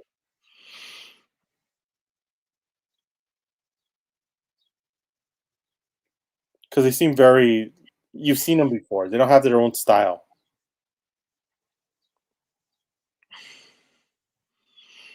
I don't know if this is true, but there was a show with Hugo Savinovich where he talked about Karrion Kross and how he used to be like a professional killer or something. Would it I don't shock know me if he that was being I don't know if he was being serious or not. would it shock me if it was true? No, but he looked like he could put a couple dead bodies in the ground. Oh wait, I'm sorry. Hugo Savinovich clarified those comments. Uh, Here we go. Bell has rung. Traditional stare off. I think he was just maybe exaggerating about Karrion Kross. I don't But know the way that guy is. I wouldn't want to run into him in a dark alley. no, I would not want to Yeah, be it's on the like wrong side of Karrion Kross at all. exactly. I'll be curious to see how they play this one out Same due to here. the size differences. But both guys look in tremendous shape. They do. They They both both look look really good. they both look like they're ready for a hard fought contest. Mhm. Ooh, I like that. I like that. It's like Finn was going after the shoulder. Mhm.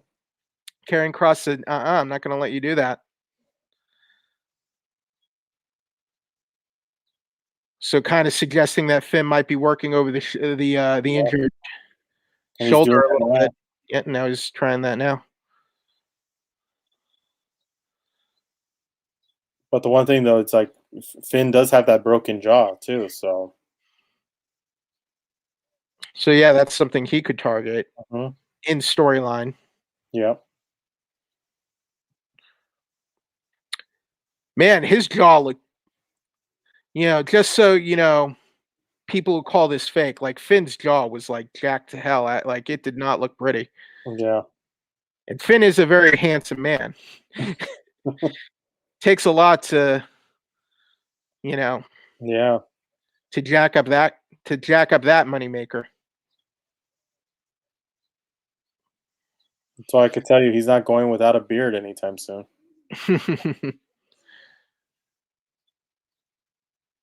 Got him in a nice little hold. See, I like Scarlett in this role because the role of like the manager and the valet, it's kind of just it's like having a good manager valet ringside it's kind of like a lost art these days. Yeah, and then there's only so many. Like you have to be a real special person to be in that type of role, and I think Scarlett is really good valet slasher manager.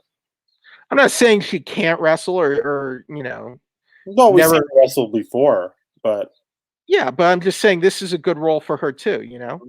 Like Zelina Vega is a very good wrestler, but she was very good. I mean, I think she really blew open Andrade's whole act. yeah, I agree. Really helped make Andrade as a top star. Hmm. Ooh, just beeling Baylor out of the corner. Yeah, but you're right. It does take like a really special talent to really to enhance the ringside valet role and do it well. Because if you look at all the valets in the past, I mean, it's a skill. It's an art. To Yeah, I mean, look at Miss Elizabeth. hmm. Miss Elizabeth, Jimmy Hart, Bobby Heenan.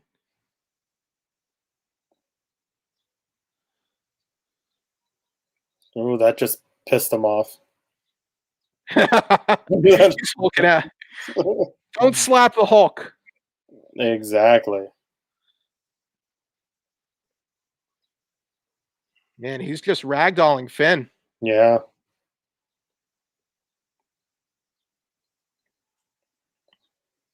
I like this because it's not often you see like this kind of just a really just like an intense bulldozer against Finn Balor. And right there, the ring just moved about 2-3 inches after that friggin' hit. He went in there hard. It almost reminds me of like what would happen if Finn went up against like a younger Goldberg, a younger in his prime Goldberg. That would have been interesting to see because they're both very athletic. But like Goldberg's whole like he was like very fast and like hard hit, but like his whole thing was like kind of like hard and fast. Yeah. And Balor he's really working that shoulder. Goldberg almost kind of had like he almost looked like a shoot fighter, and like everything he did just like was like getting hit by like a freight train. Exactly. No, this is what you got to do. Yep. This is a good psychology standpoint for Balor.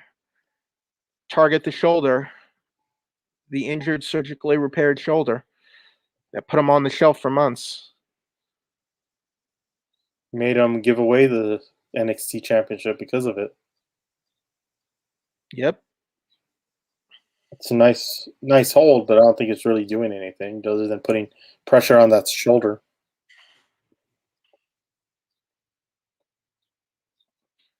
I like how Karrion is like fighting it off though. Yeah. There you go. Picks up Balor like nothing.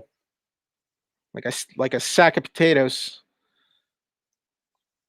I like it. I like that he's just like trying to crush and just bulldoze, just wreck ball, just like a wrecking ball through Balor. Ooh, that was a nice throw. Okay, so Keith Lee was the guy he beat for the NXT title. And that's when Keith Lee went to main roster. Yeah. After that was his exit. When was that? So that was last year. That was around Great American Bash. Yeah. It was more like it was closer to SummerSlam. So I think I don't know if more guys will be leaving after this event. Will be leaving NXT, but maybe they'll be leaving after or closer to the next draft, whenever they do that. Yeah, I don't think it's gonna happen. I mean, they have so much talent on the main roster right now that they don't even know what to do with. Yeah, and I think it's not gonna happen until once they start doing live shows again. But the good news is now NXT will be on Tuesday nights, and they have a multi-year deal with USA now, so they'll be on USA for the foreseeable future. Yeah. Oh, nice, got it. Nice cross arm breaker. Oh, he's got the legs. He has it in a weird position too, and he has it more like if he's like a modified. Yeah. Kind of almost like a figure four. Like a figure four over the arm. Almost like a constrictor on that arm. Really working those muscles up there on the shoulder. I mean, this is pretty good from a psychology standpoint how they've played this match out. Yeah. I mean, if you're Finn Balor, who's a smaller guy, you go after that injury. Ooh, look at that. That was nice. So I didn't know Karrion can move like that, but he did a nice Brit. He did a flip Brit and he bridged over, reverse suppression. Ooh. Karrion is good for his size, man. I gotta say. Ooh, that did not look good.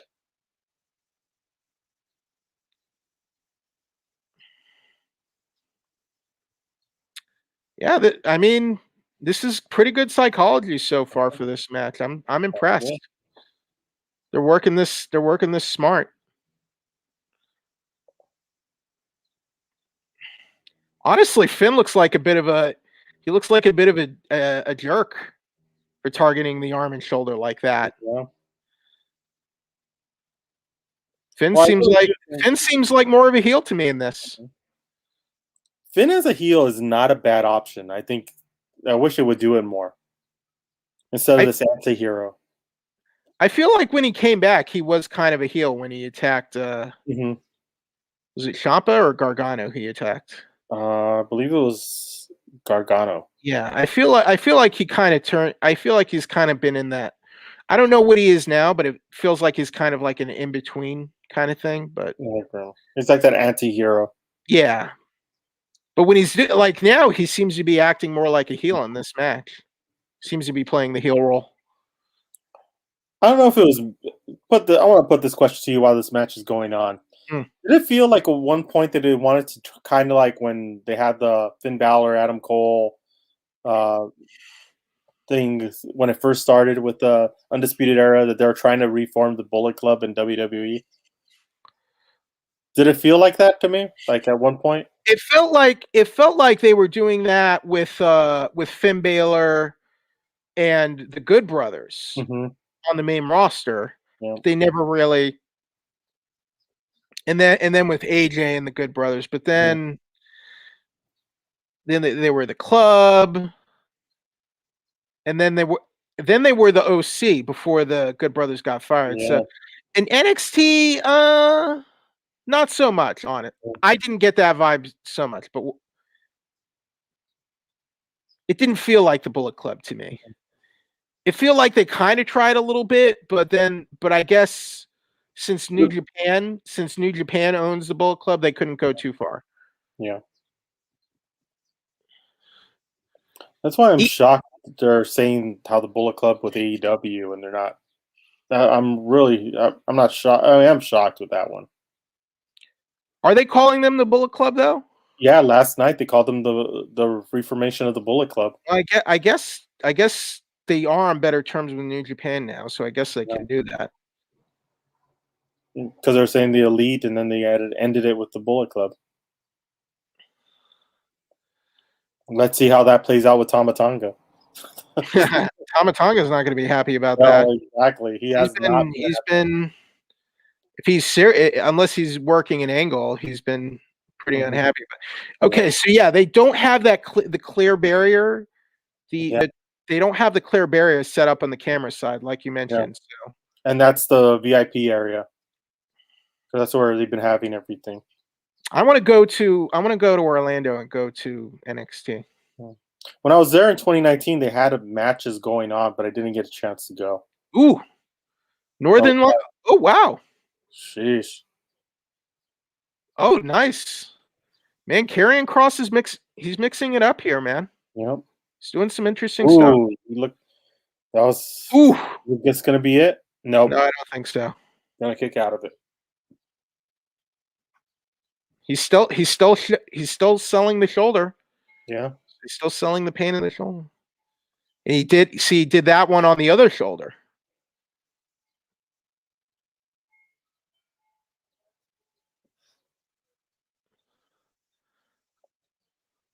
They've done pretty good so far. No, he's calling it. Doomsday. Ooh, here we go. That is a good way to counter and get that hold. Ooh.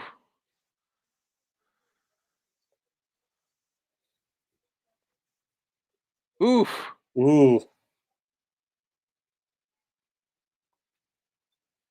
Like a shining wizard. Right to the solar plexus. See, he should be hooking the other arm. Yeah. That's what I would have done. He's gonna arm drag him or something. Was going into abdominal stretch, but I would have used the other arm to do the abdominal stretch. Right.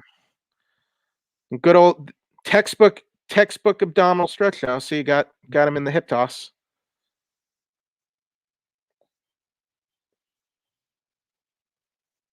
Oof. Calling him out.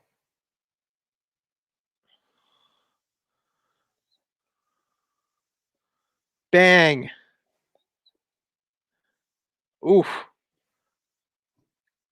Lariat. They're doing good. Yeah. It's a lot better than the North American title match, I think. I agree. This is more exciting than the North American title match. I think they have better chemistry with each other.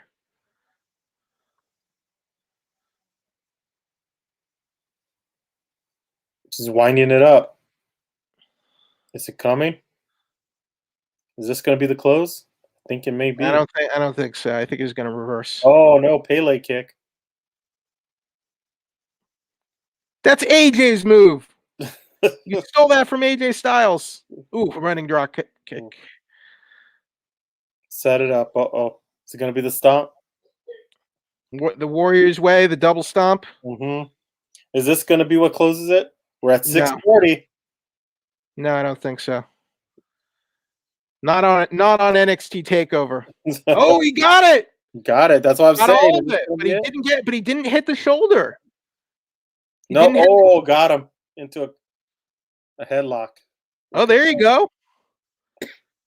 See, it would have been, if he had done that on the shoulder, that would have been a perfect finish.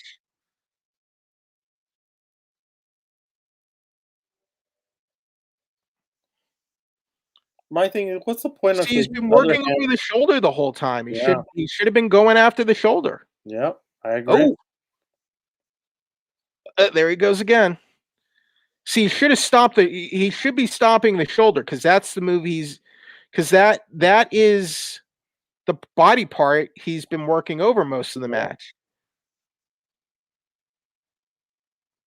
There you go. That's what he should. Yeah. Wreck the shoulder because that's the injured body part that you've been working over the whole time. Okay. It's a good hold. Hey, his shoulders. Does he not have both of his shoulders down in this hold? Yes, he does. Almost. So there should be a pinning combination for Karrion. What is Scarlett's? Scarlett's screaming something. I don't know, but I'm not looking at the match right now. I'm looking at Scarlett.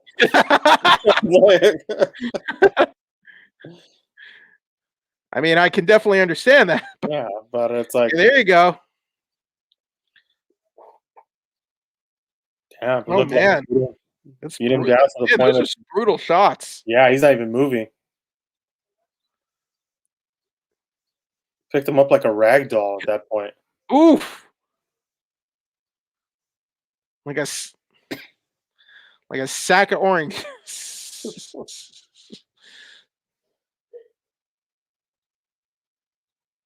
Ooh, that looked brutal. He is just man. Tossing him around like he weighs nothing.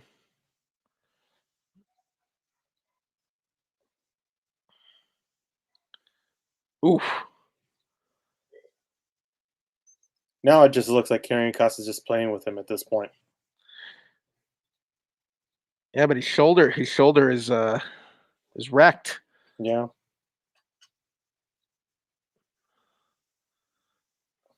Back of the head. Oof. Is that it? No way. Yep, it is. Wow.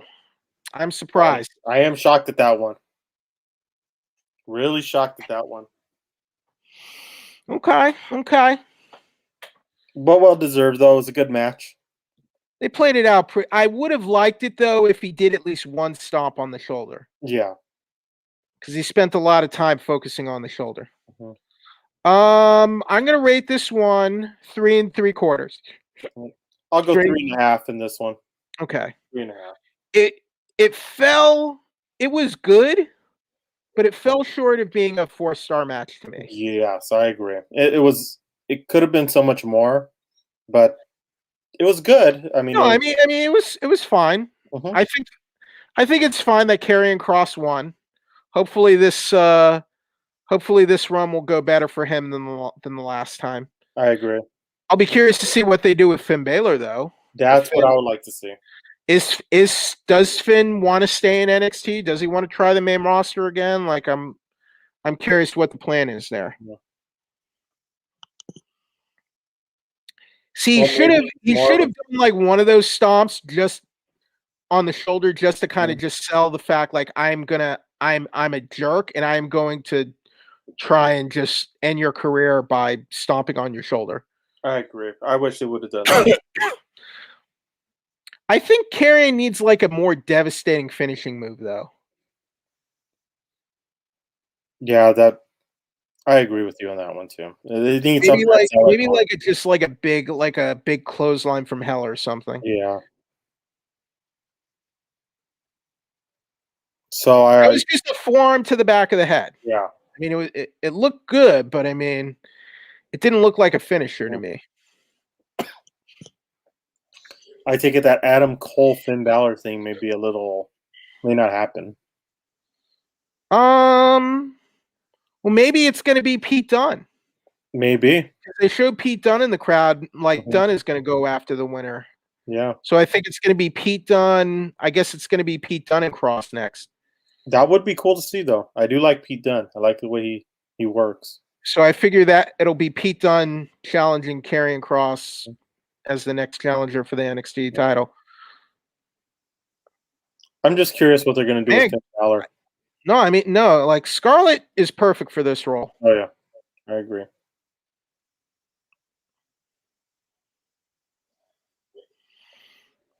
Okay, so now we have the NXT title in the books. So now our next match will be the main event.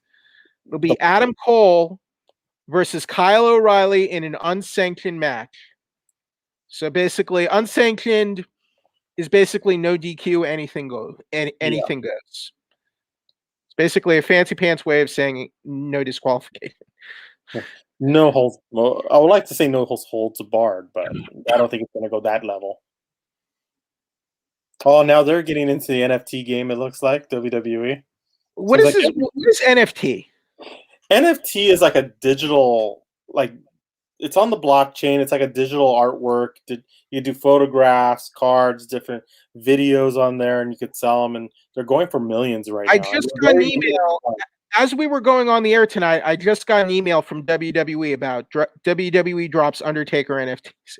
I'm like, it's like every week there's a new thing, yeah, a new technology. And right now we're seeing a little preview for next Tuesday. I'll see. It is going to be Ty Valkyrie. She's going to be known as Frankie Monet. Oh, okay. You could tell by the on her shins. Okay. So that's her new ring name. We have the new undisputed cruiserweight champion Santos Escobar and Legado del Fantasma.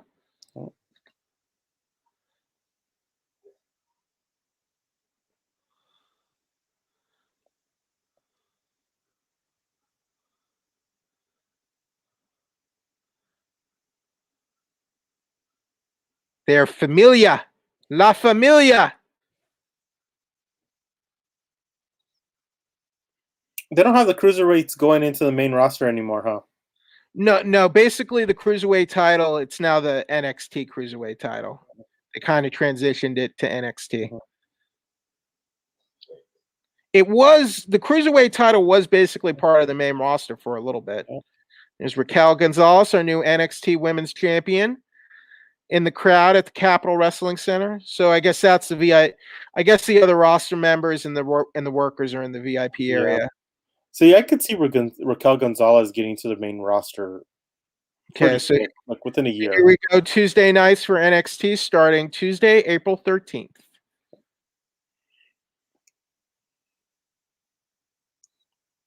See, we got a good 12-minute, probably 10-minute match. No, they're gonna go. No, I think because it's Peacock, they're probably gonna go to the half hour. Well, that would be good. So they could go. I mean, they could go. I think they're gonna get around 30 minutes, is what I'm thinking. I hope so, because I don't know how you could do an unsanctioned match with. By the time they get to the ring, it'll be close to the top of the hour. Yeah. So yeah, I think usually takeovers are about 2.5 hours, I want to say. Yeah. So I think it'll go to at least the half hour mark. Yeah. Because yesterday when they were doing the Peacock USA, it did seem kind of constrained. Right. Well, because they had the 2-hour USA, broadcast. So now they'll have more time to just do what all the bells and whistles and everything they want. And then the USC, they had to have that stoppage at 7:00 because they had MMA. Right. Oh yeah, they had the one MMA on card. TNT, so they're kind of going after. They'll be battling for spots with them. That's right. Demetrius Johnson lost last night. Yeah. I'm still surprised UFC let Demetrius Johnson go. Same here. Same here. Just because, like, he broke the he had the he had the title defense record. You know. Yeah.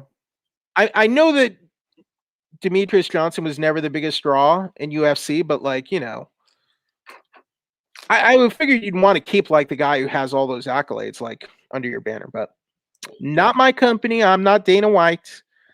Exactly. Dana White's going to do what he wants.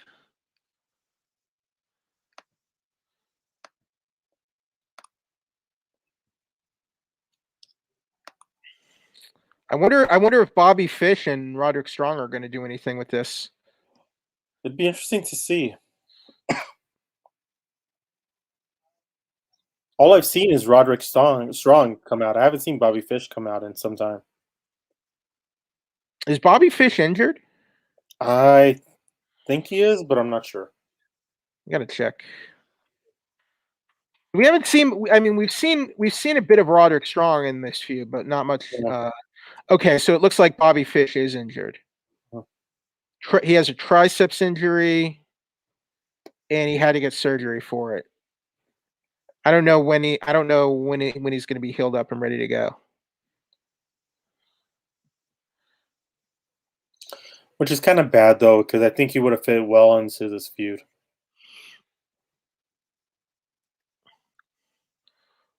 Maybe they're waiting for the right time to reinsert. Because I mean, O'Reilly is his longtime tag team partner. Yeah.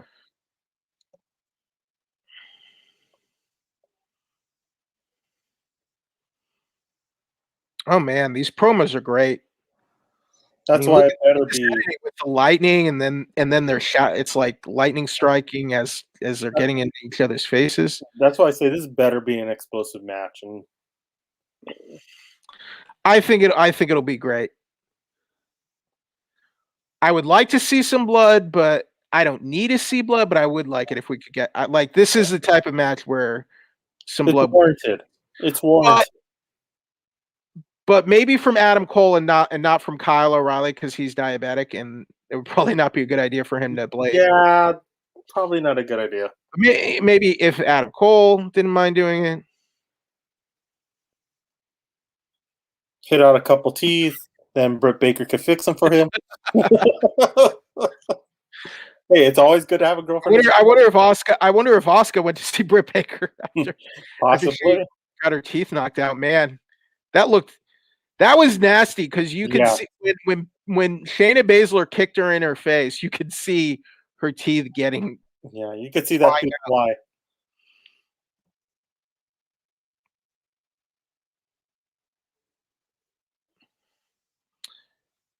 See, the one thing I like about having the Thunderdome screens is that, you know, they can do some fun stuff with the entrances. Mm-hmm. But other than that, I don't like seeing like the fans, all the fan video screens and stuff.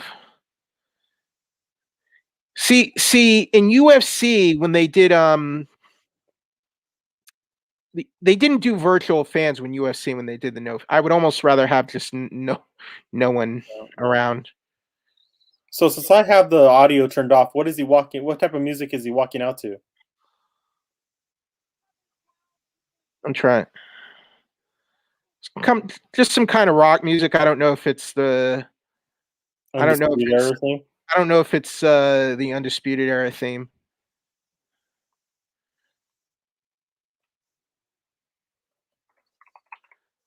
Sounds maybe like it's new theme music. Well, he definitely has new gear. That's definitely one. Yeah, it's like it seems like he's branding himself as a singles guy now. Mm-hmm. So I'm just gonna try to see something for a comparison. Yeah, this better be a good match, especially the way they've been selling it over the last couple weeks. They have to put this over the top and sell it. It just sounds like a kind of like a generic rock entrance theme. Nothing really out of the ordinary.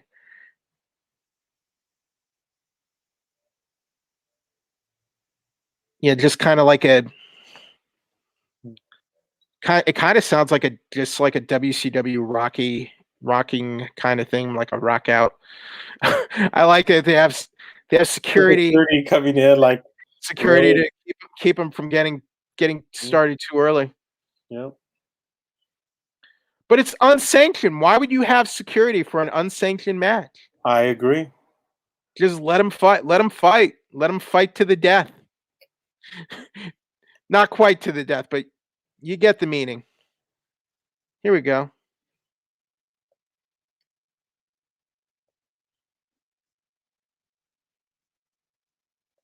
I do like his entrance, by the way. Adam Cole does have a great entrance. It is. He is. I think it is the classic Adam Cole entrance music.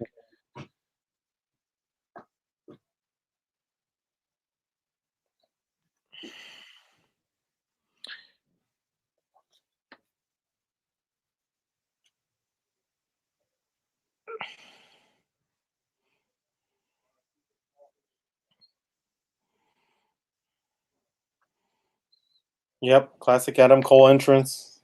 There's a ring. So they're not, but they're not doing anything real other than the security guards. They're not really doing anything out of the ordinary here. Yeah. One. That's why I say if it's an unsanctioned match, why do they have the security there separating them? Let them go at it. Just let them. I guess they don't want to let them go at it too early. Are they even going to do ring introductions?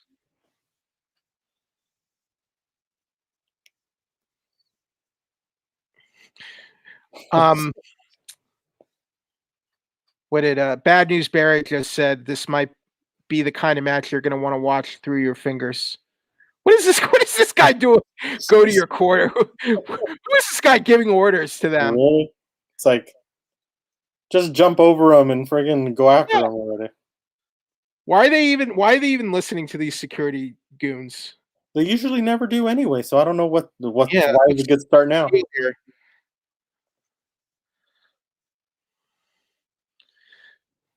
Yeah, it looks like he's got new gear. Mm-hmm. He's more in singles mode. So I take it they are doing introductions, and yeah, but the ring announcer's outside. She's not getting between them. there they go. The gate is down. I bet she's in there, and I can't. No, she wasn't in there. Yeah, she wasn't. Yeah. Yeah, the gate's down and ready to go. Now they're. Shoot, I thought they were gonna run at each other and just start pounding each other, but I guess not. Yeah. This is a blood feud. I thought they were just going to go at it right from the outset. Yeah. Well, over the last couple of weeks, that's what they've been doing. They haven't been able to like really do any discussion at all. So did they lower the fences? Did they lower something? No, they didn't lower it. I was just saying because the security guard took a. Oh, the security guard was the gate. The security. Yeah, it was the gate. Okay, so this guy is the referee. I thought he was. I thought the referee was one of the security guards. He's wrestling one. They got to make it look like if he's just the guy, one of the security guards. He can't wear the referee uniform because it's unsanctioned. So it's one other sanctioned. And it's an extra layer. It's an extra layer to the unsanctioned factor. Exactly. It's weight.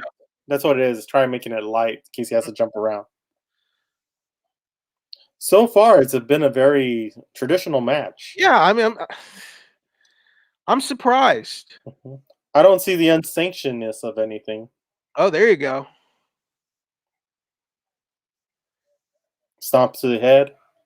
I don't know. I figured from the outset they'd just be trying to rip each other apart. That's what I would think too, but it doesn't look like it. That's so far. I guess they want to pace it out a little bit more. Maybe. Here you go. Oof. And I think you're right. They're going that extra half hour. Yeah, I think. Yeah. Yeah, I think this card is going to go to about. So we're about top of the hour. So we're about 7:00 our time. So I think they're going to go to about 7:30. Well, they're going to have to go to the back. Hopefully. Go to the parking lot. Make their way back in. Oh, slingshot. Oof. He didn't go into the VIP section though. No. There's Of there's, course not. They're not there's the gonna do that VIP in the section. Yeah. Stay away from the VIP section. You don't want it. We don't need any lawsuits tonight. You could lose an eye on that stair, but don't go into the VIP section. Exactly. Could lose an eye like Rey Mysterio. Yep. Lose an eye. Eye for an eye, as they say. Well, here comes our first story of the night. The horror show at Extreme Rules. At least this isn't an eye for an eye match, Mike. Exactly. Thank God. Thank God for our sanity. Well, that was just. I saw that match and I was just like, you see the eyeball? Yeah. Stupid eyeball thing. Yeah. And somehow Rey Mysterio still has two eyes after. Exactly. Come on now. So far, it's been a traditional match. There's really nothing special so far. Well, I mean, they are. I mean, well, it's like you said. You'd think that they would have gone after each other because of all the build-up. Yeah, like usually when you in a good kind of no DQ, like you're not gonna try to wrestle a guy. Yeah, you're not gonna try to do technical stuff. Well, now he's trying to choke him out. So, to me, look at Bret Hart versus Steve Austin at WrestleMania 13. That's if you're trying to think about a hardcore brawl. Yeah. That's kind of like the not the prototype. That's like the gold standard, I would say.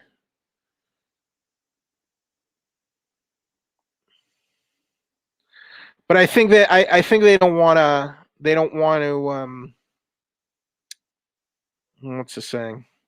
They don't want to go too hard. They don't want to go too much too fast. Yeah. Because they're probably going to go a long time. So they probably want to pace out the big weapon spots. Okay, so we're getting some plunder. Getting the plunder, as Dusty Rhodes would say.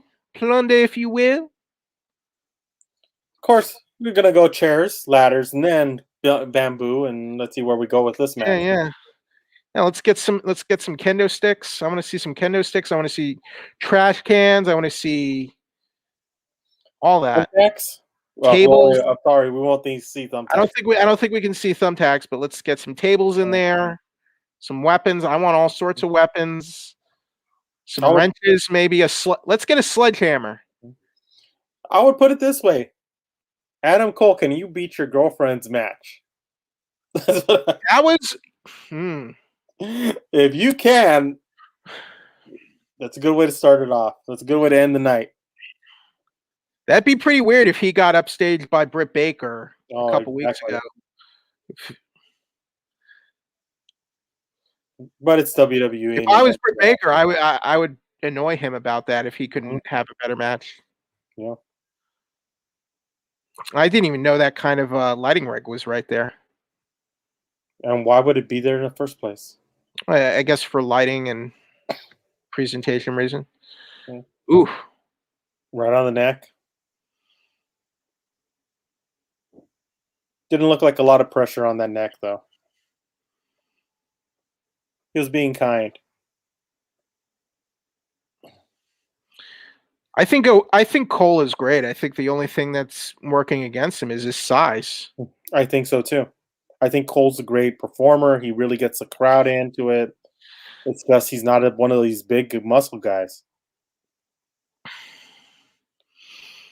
It's not, and just by the way, everyone, that's not a problem for me. I'm just thinking practically and realistically. When you look at the main roster, when you look at what Vince McMahon wants in main event world title challengers, you got to usually be over 6 feet, like 250 pounds. It's just kind of the prototypical deal.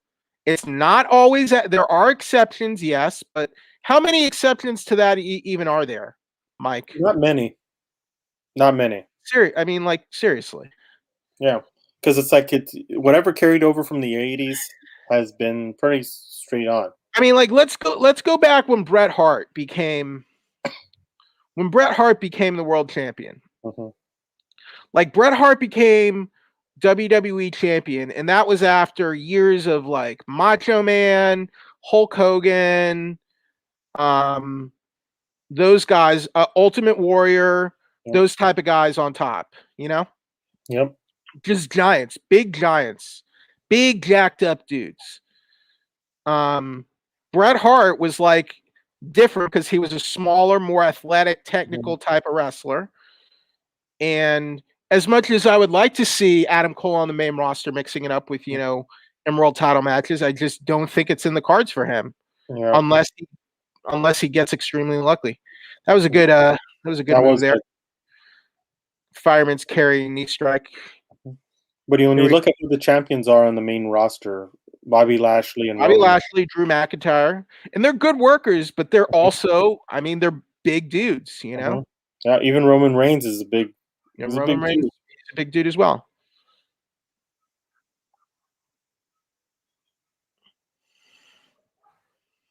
But an Adam Cole would be great to see him in the main roster, though. Look at this. He's really. Mm-hmm. He's selling it. He's selling it well. He's saying, "I made you, Kyle." He's kind of right on that. To be honest, let's be honest. He's playing the role. He's playing the role well. He's playing, you know. Exactly. Let's be honest here. I'm not buying no Kyle O'Reilly shirts.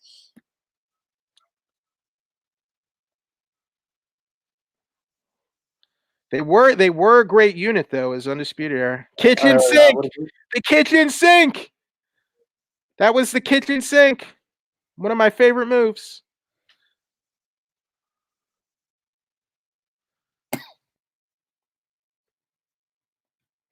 Still don't see the necessary need of an unsanctioned match, but yeah, I mean, it's been more like a no DQ match, but yeah. If we see a table and ladders, then we know it's just tables, ladders, and chairs match. Well,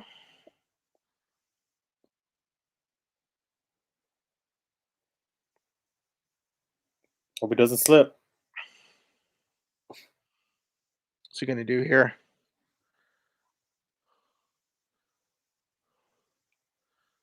Oof. Ooh. Okay. That was interesting. Okay, there you go. Suplex into the. But had momentum to roll to get the rope. Like that leg lock. Mm-hmm. How much damage did you really do? Yeah, chairs are good, but you know, this is look in an unsanctioned match. The thing is, you can pretty much do whatever you want to your opponent, short of ending their life, basically. You know? Yeah. Can do anything you want here. No countouts, no disqualification. This guy betrayed you, has gone after you for months. Let's see some hate, man. Exactly. Let's see hate. I mean, he tried to put him out of commission. I mean, exactly. And Kyle O'Reilly's just treating this like it's a normal match. Yeah.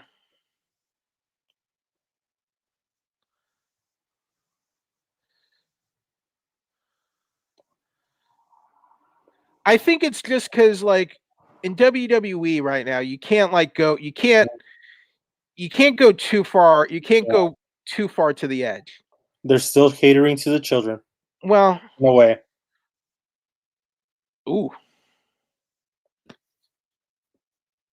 That ain't gonna do it. No.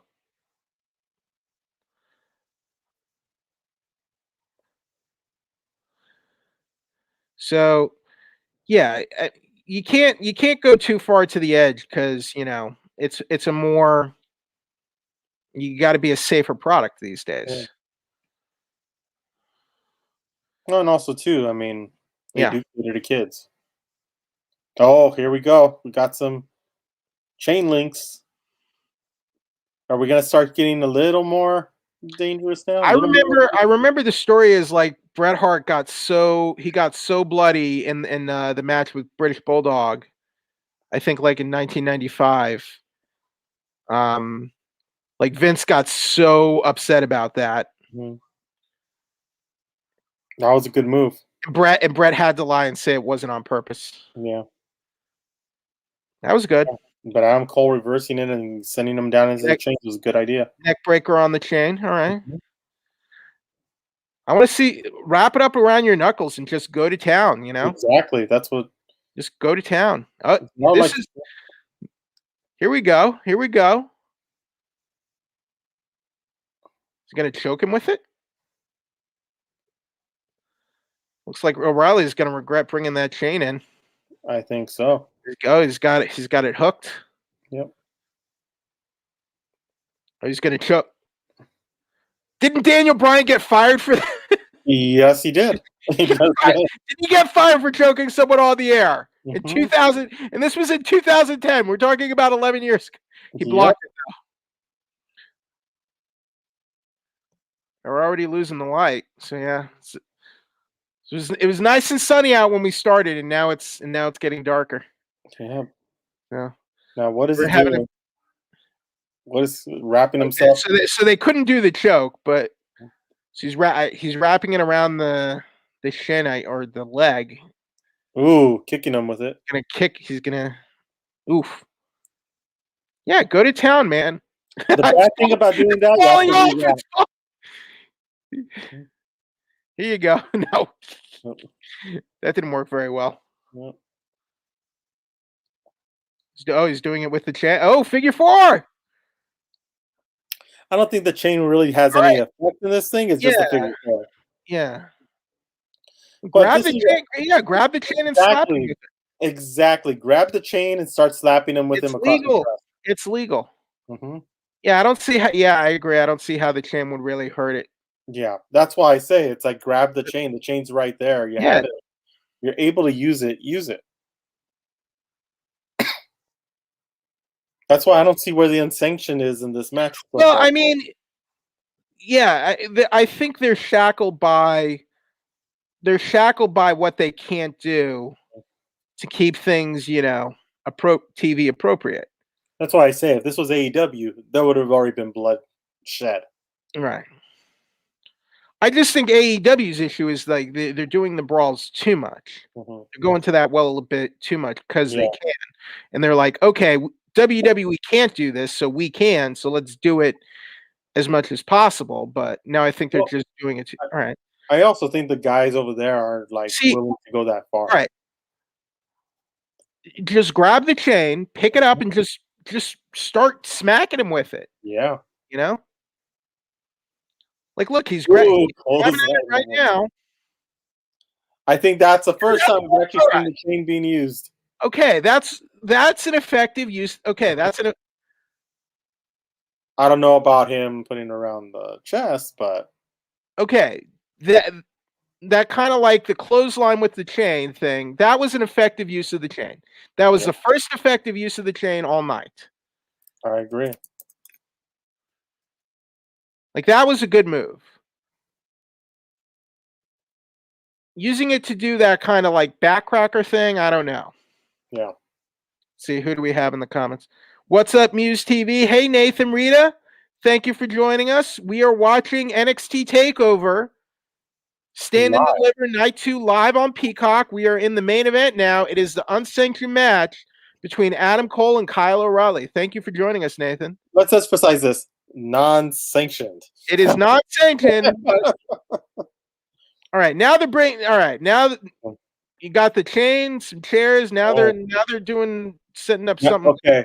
While the crowd's cheering after Adam Cole did that, so he's getting the crowd into it now. All right, so now it seems like they're going to be doing some sort of spot with the chairs. But yeah, I just think they can't go too. They got to be careful not to go too far. So they can't go too. When you have a match like this, you can't go too edgy, and you can't do blood. And my thing, just don't call it unsanctioned. Yeah, just say no DQ. Yeah, something like that. That would be better. You just give him the tequila sunrise on the chairs? There you go. No, he's gonna kick out. Yeah. It's gonna have to be a devastating finisher to really call this one. Do some sort of crazy table spot. Dude, what is it called? The Panama? What was that finishing move that he has? The Panama. Is it Sunrise? Panama Sun. I thought what? So because it's that knee strike. Doesn't he call that the Tequila Sunrise or something like that? I don't know. And I think the other one's a Panama Sunrise. Yeah. It's like he should do the Panama Sunrise on the table from. All right. Now they got the ring steps. Looks like he's going to try something there.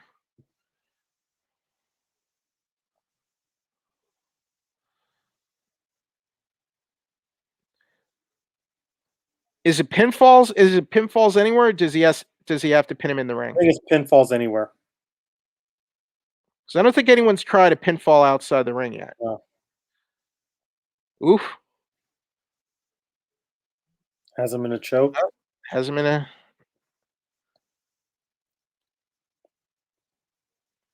Dude, just DDT him on the steps. Exactly. But nope. What? A little too much for WWE. I have to kick him. See, that's not exact, like, That's why I say I don't see much non-sanctionness in this. All he did was a front face lock and then just kicked him. And what are they gonna do? Didn't do it. Didn't do it. Remnants of last night. Kyle O'Reilly, he doesn't want to beat him up. That's going to be his downfall, possibly. It's going to cost him. I mean, from a psychological standpoint, the fact that Kyle doesn't want to go too far, that's not the worst thing. Yeah. That he doesn't have the stomach to gravely wound his old teammate.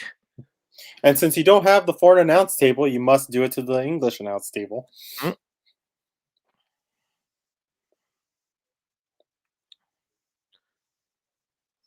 Let's see what they're going to do here. Is it going to be anything fancy? Top Roper is going to do it right here.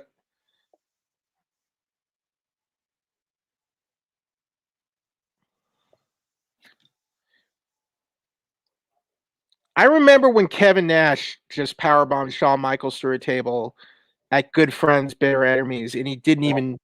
All he did, he just lifted him up and powerbombed him. He didn't try like knocking stuff off the table or the monitors. He just like, I'm just going to powerbomb you. Boom. This is going to hurt. It looked more spontaneous. It looked ugly. Shoot, what is it? What's gonna? Oh. Ooh, no give on the table. Exactly, that had to hurt. Nothing. See where he landed. Was that a brain buster? No, it wasn't a brain buster. Kind of. It's more like a brain buster, kind of. I'll call it a brain buster. I'll go almost there. Suplex, almost. brain buster. But no give. That thing did not break. Yeah, no give on the table at all. Here we go. We're going to start walking outside of the ring. All right. Yeah. Oh, here comes the TV. You know, that's that Westinghouse that he brought out. He's heading to the VIP section. Dude, just smash your TV over his head. Exactly. How is Cole even still standing right? Oh, I really don't know, but he got that Westinghouse and smashed it right over his head. There you go. So let's be honest, they're not going to do a Samsung or an No, the Samsungs are. Yeah, those you just don't touch. You leave them right there. Yeah. That Westinghouse, you throw it in. That's a good TV though. Didn't even break. Nothing. I'm surprised. It's good engineering. Yeah.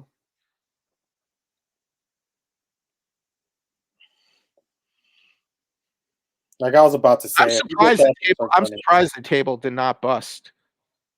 I am surprised too. Oh, here comes the tool chest. Yeah.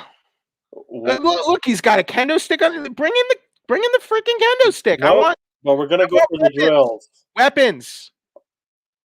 There's definitely a kendo stick under the ring. Let's bring that. What kind of tool chest has chain? Already got a chain. We got a chain, a tire iron. We got a chain in the ring already. Pliers, hammer, a wrench. What kind of the wrench and the hammer and the pliers? I get. With the pliers. Who's gonna put a tire iron in a friggin' toolbox? I wouldn't. I don't know. Maybe if you work at a body shop or something. Still, usually you have your tire iron in the car. What's he trying to do with the pliers here? Is he I don't know. It'd be different if it was like Bautista where he had the nose ring and he tried to yank it out. That was gross. See, okay. You brought the pliers in and now you're kicking him out of the ring? Like, why? Yep. So now he has a tire iron. What's he going to do? Take off his lug nut? I don't know. It's like... Now Kyle has a tire iron. Recovers, comes back. That's Jon Moxley's move. Yep. What works somewhere else usually comes in and they'll use it on WWE. Let me make sure. I would have grabbed the kendo stick, honestly. Just doesn't seem the tool shed is all that useful. Yeah. Toolbox, I mean, excuse me, tool shed. I was like, if you brought it in the shed, now that would be interesting. Get unsanctioned, but and they didn't spend that much time outside the ring either after the table. No. And that toolbox didn't get a lot of work. Yeah, he grabbed the pliers. He made it seem like he was going to use the pliers on his nose or something, and then he kicked the pliers out. Okay, now he's going to. Okay, now you got the chain again. Okay. Still don't see how that could really be. Now, if you wrapped it around his shoulder a little more, maybe put some weight on there. Maybe if you wrapped it around and started pulling it backwards. Mm-hmm. And there now he's got a, what do you call this? A triangle choke? Yeah, but he's gonna slam him. He's gonna pick him up and slam him. Oh no, it doesn't look like he's gonna pick him up and slam him. He's got him. Yeah, he's got him. Got him in an awkward position. Check the arm. The arm is away. Start slamming him with it. Ooh, right there. Right on the ribs. Okay, I mean, come on. You can't really hit him in the head with the tire iron. I get that, but yeah. I would still grab the kendo stick. Like they had a kendo stick there. It looked like the kendo stick would have been the best weapon to use in this match. I agree.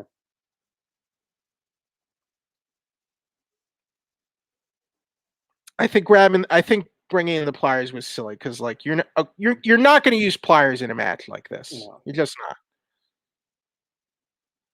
You can't get that crazy. You could. I mean, but in this sport, I mean, look, we're not in the ECW New Jack. Yeah. Nipple twist with the pliers. Yeah. An extremely ugly purple nipple. Yeah, I don't. You can't do that on WWE.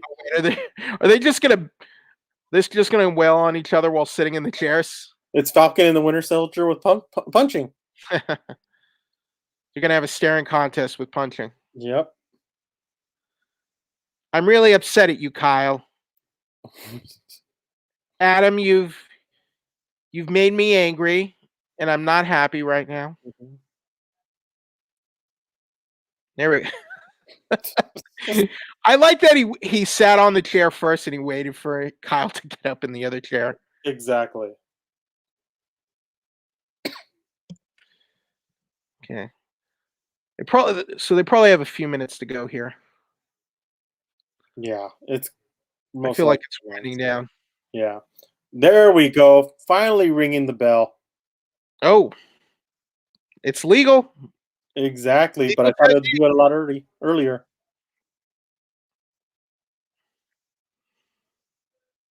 Got a whole lot of nut juice. Yeah, so I guess the deal is that Kyle just doesn't have it in him to really go after Cole and really try to rip him apart and really wreck his old friend. Because we've been seeing him holding back in the match. Yep. Super kick. Yeah. Yeah, that's why I say it.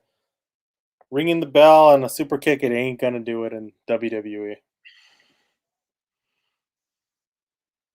He didn't even tune up the band. Nope. Even Dolph Ziggler tries to tune up the band.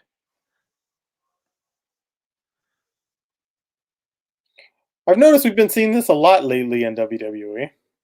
The neck chair thing. Yeah.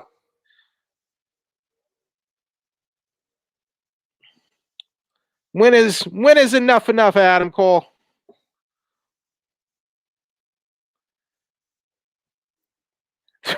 Why is the referee trying to talk it down? Exactly. Dude, it's an unsanctioned match. It's not. Shut up. Yeah. Exactly. Shut Just up, stay out of the way. Sit down and watch. And good job, man. yep. Count. Do a count, and that's it. Exactly. Don't put your 2 cents in. Stupid idiot. Stupid idiot, as Jericho would say. Come on, man. I hate it when refs try to have like a moral debate with the wrestler. An unsanctioned match. Come on, man. Here we go. Looks like a Panama sunrise coming. Yeah, but the referee's out of. Exactly. There we go. Here we go. 1, 2, 3. Took out the referee. Exactly. The referee's still out. Really?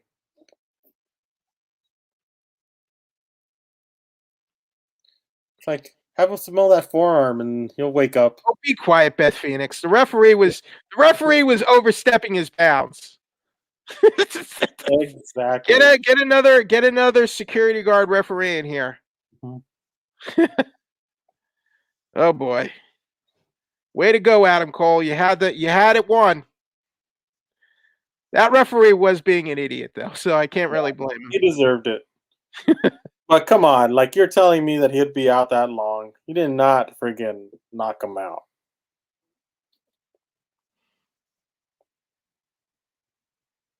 Yeah, referee. That was your one job and you ruined it. You ruined everything, referee. Ruined this whole match. I was gonna give you a 4. Now I'm gonna go to 2.5. So what? That's a 1-star referee. 1 star. Barely.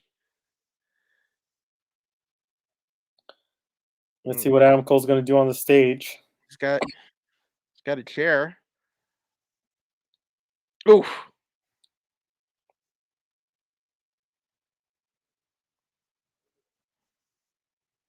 Does that count as an unprotected chair shot? I would think so. It's a bit dicey, but I guess it was. I guess the impact wasn't too hard.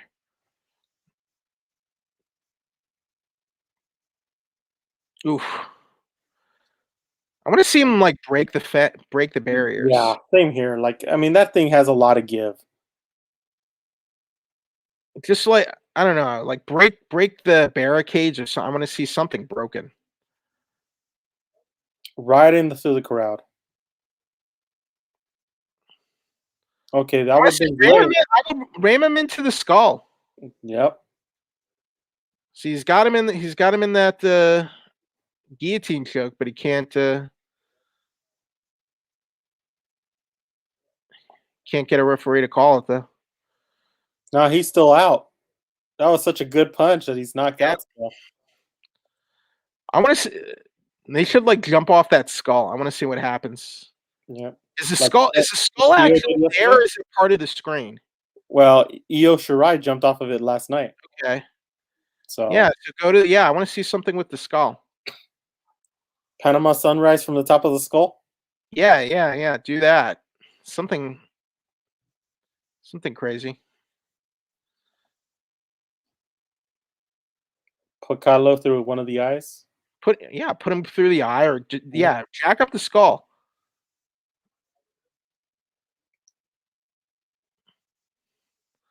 Ooh! Oh! That was an easy give. I was not expecting. Was there somebody underneath untightening those bolts? What happened there?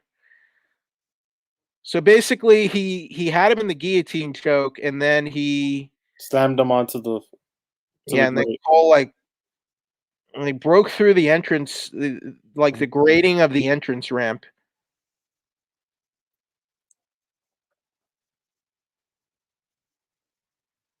Okay, so finally it's starting to at least resemble something. Well, we got blood.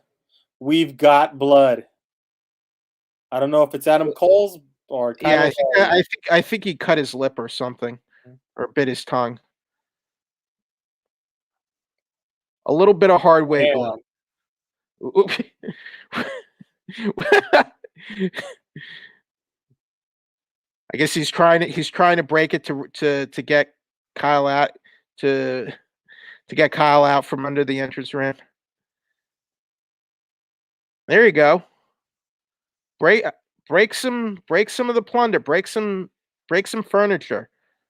Why not? They're not going to use it again until Exactly. maybe next year. Exactly. Break some furniture. Break some of the entrance stage, the entrance props. Break it apart. It's unsanctioned. Anything goes. Anything goes, Mike. You can do pretty much anything to your opponent short of killing them. Oh, the 1-star referee is back. Yep. So it looks like Adam Cole cut his hand. I think you're right. I don't think it's coming from his mouth. I think it is his hand. He cut his hand on the way down.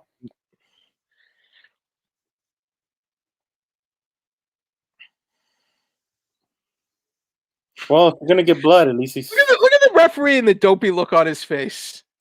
He still looks like he doesn't know what's going on. He didn't know what was going on at the beginning of the match. Okay, back on the steps. Yep. Now we're gonna do something on the steps.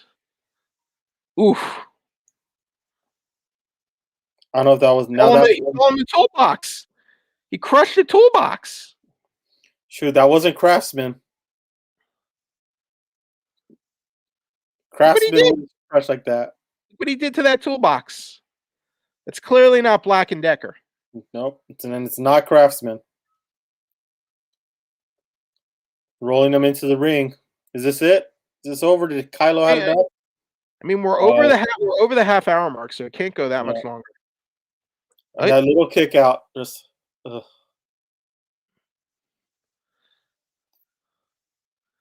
Adam Cole, just go up to the rap and slap him, say, "Do your job." That referee is get another knuckle supper, Mike. Yeah, like just shut up and do your job.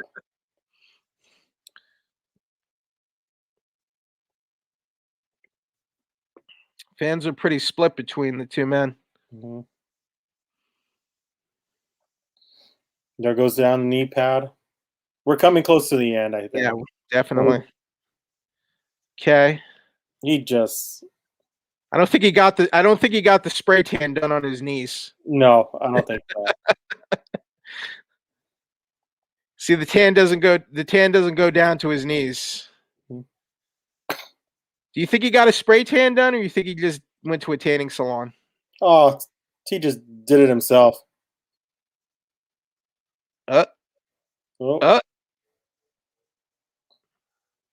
Oh, please don't tell me this. Okay, cool. I was gonna say, don't end it like this. I don't think they're gonna end it. We'll see. Oh, there you go.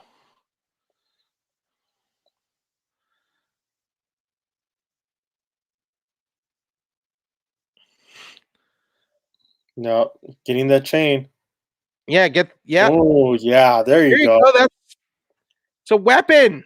It's a weapon. Use it. Use your weapons. You got all this plunder. Got all this plunder all over the ring, baby. Baby, you gotta use that plunder. You got all that plunder, all those weapons, baby. You gotta use it, baby.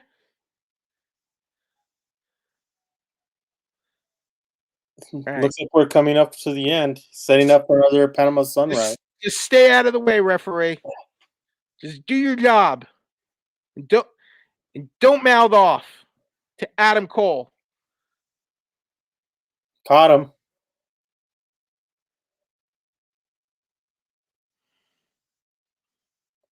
Oof.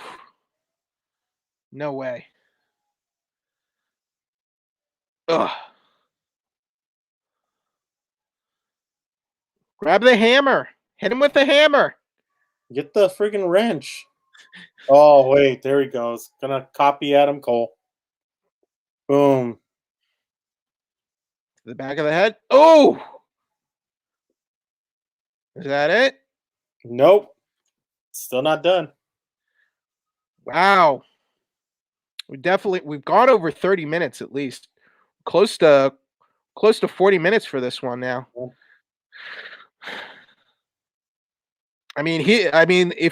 Look at the O'Reilly's back is all jacked up.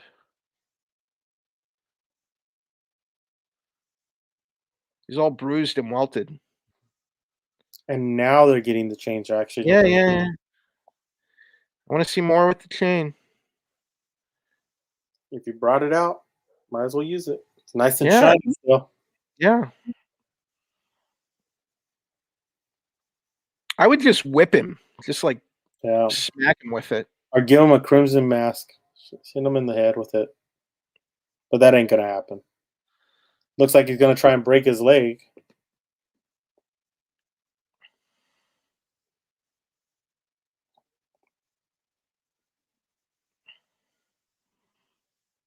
Let's see where Kylo's going with this. Top rope. Ooh. Oh. See, he spent too much time. Like, what was he even trying to do with the chain there? Exactly. Like, it looked like he wanted to use the chain for something, but... Ooh, now I could see him doing a Panama Sunrise on that.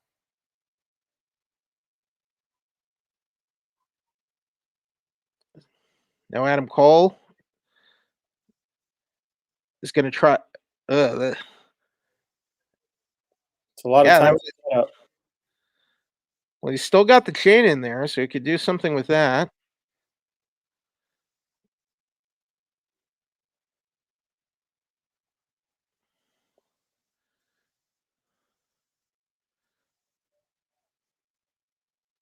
I think he said, I'm better than you, always. Let's hit that ding. Ding. How could you do that? How could you do that, Kyle O'Reilly? Britt Baker isn't going to be happy about that one. No. How could you do that to Britt Baker?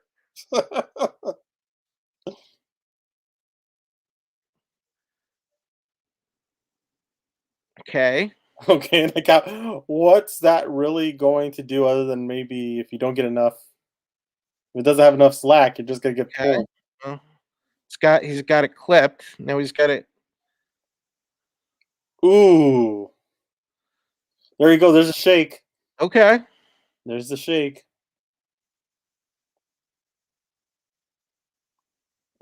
He's got him covered. That's it. Wow. All right.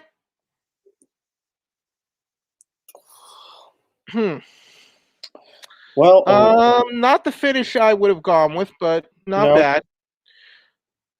That looked like it hurt. I'll give this one 4 out of 5. Yeah, I would go a little lower. I'm gonna go 3 3/4, 3.75 on it.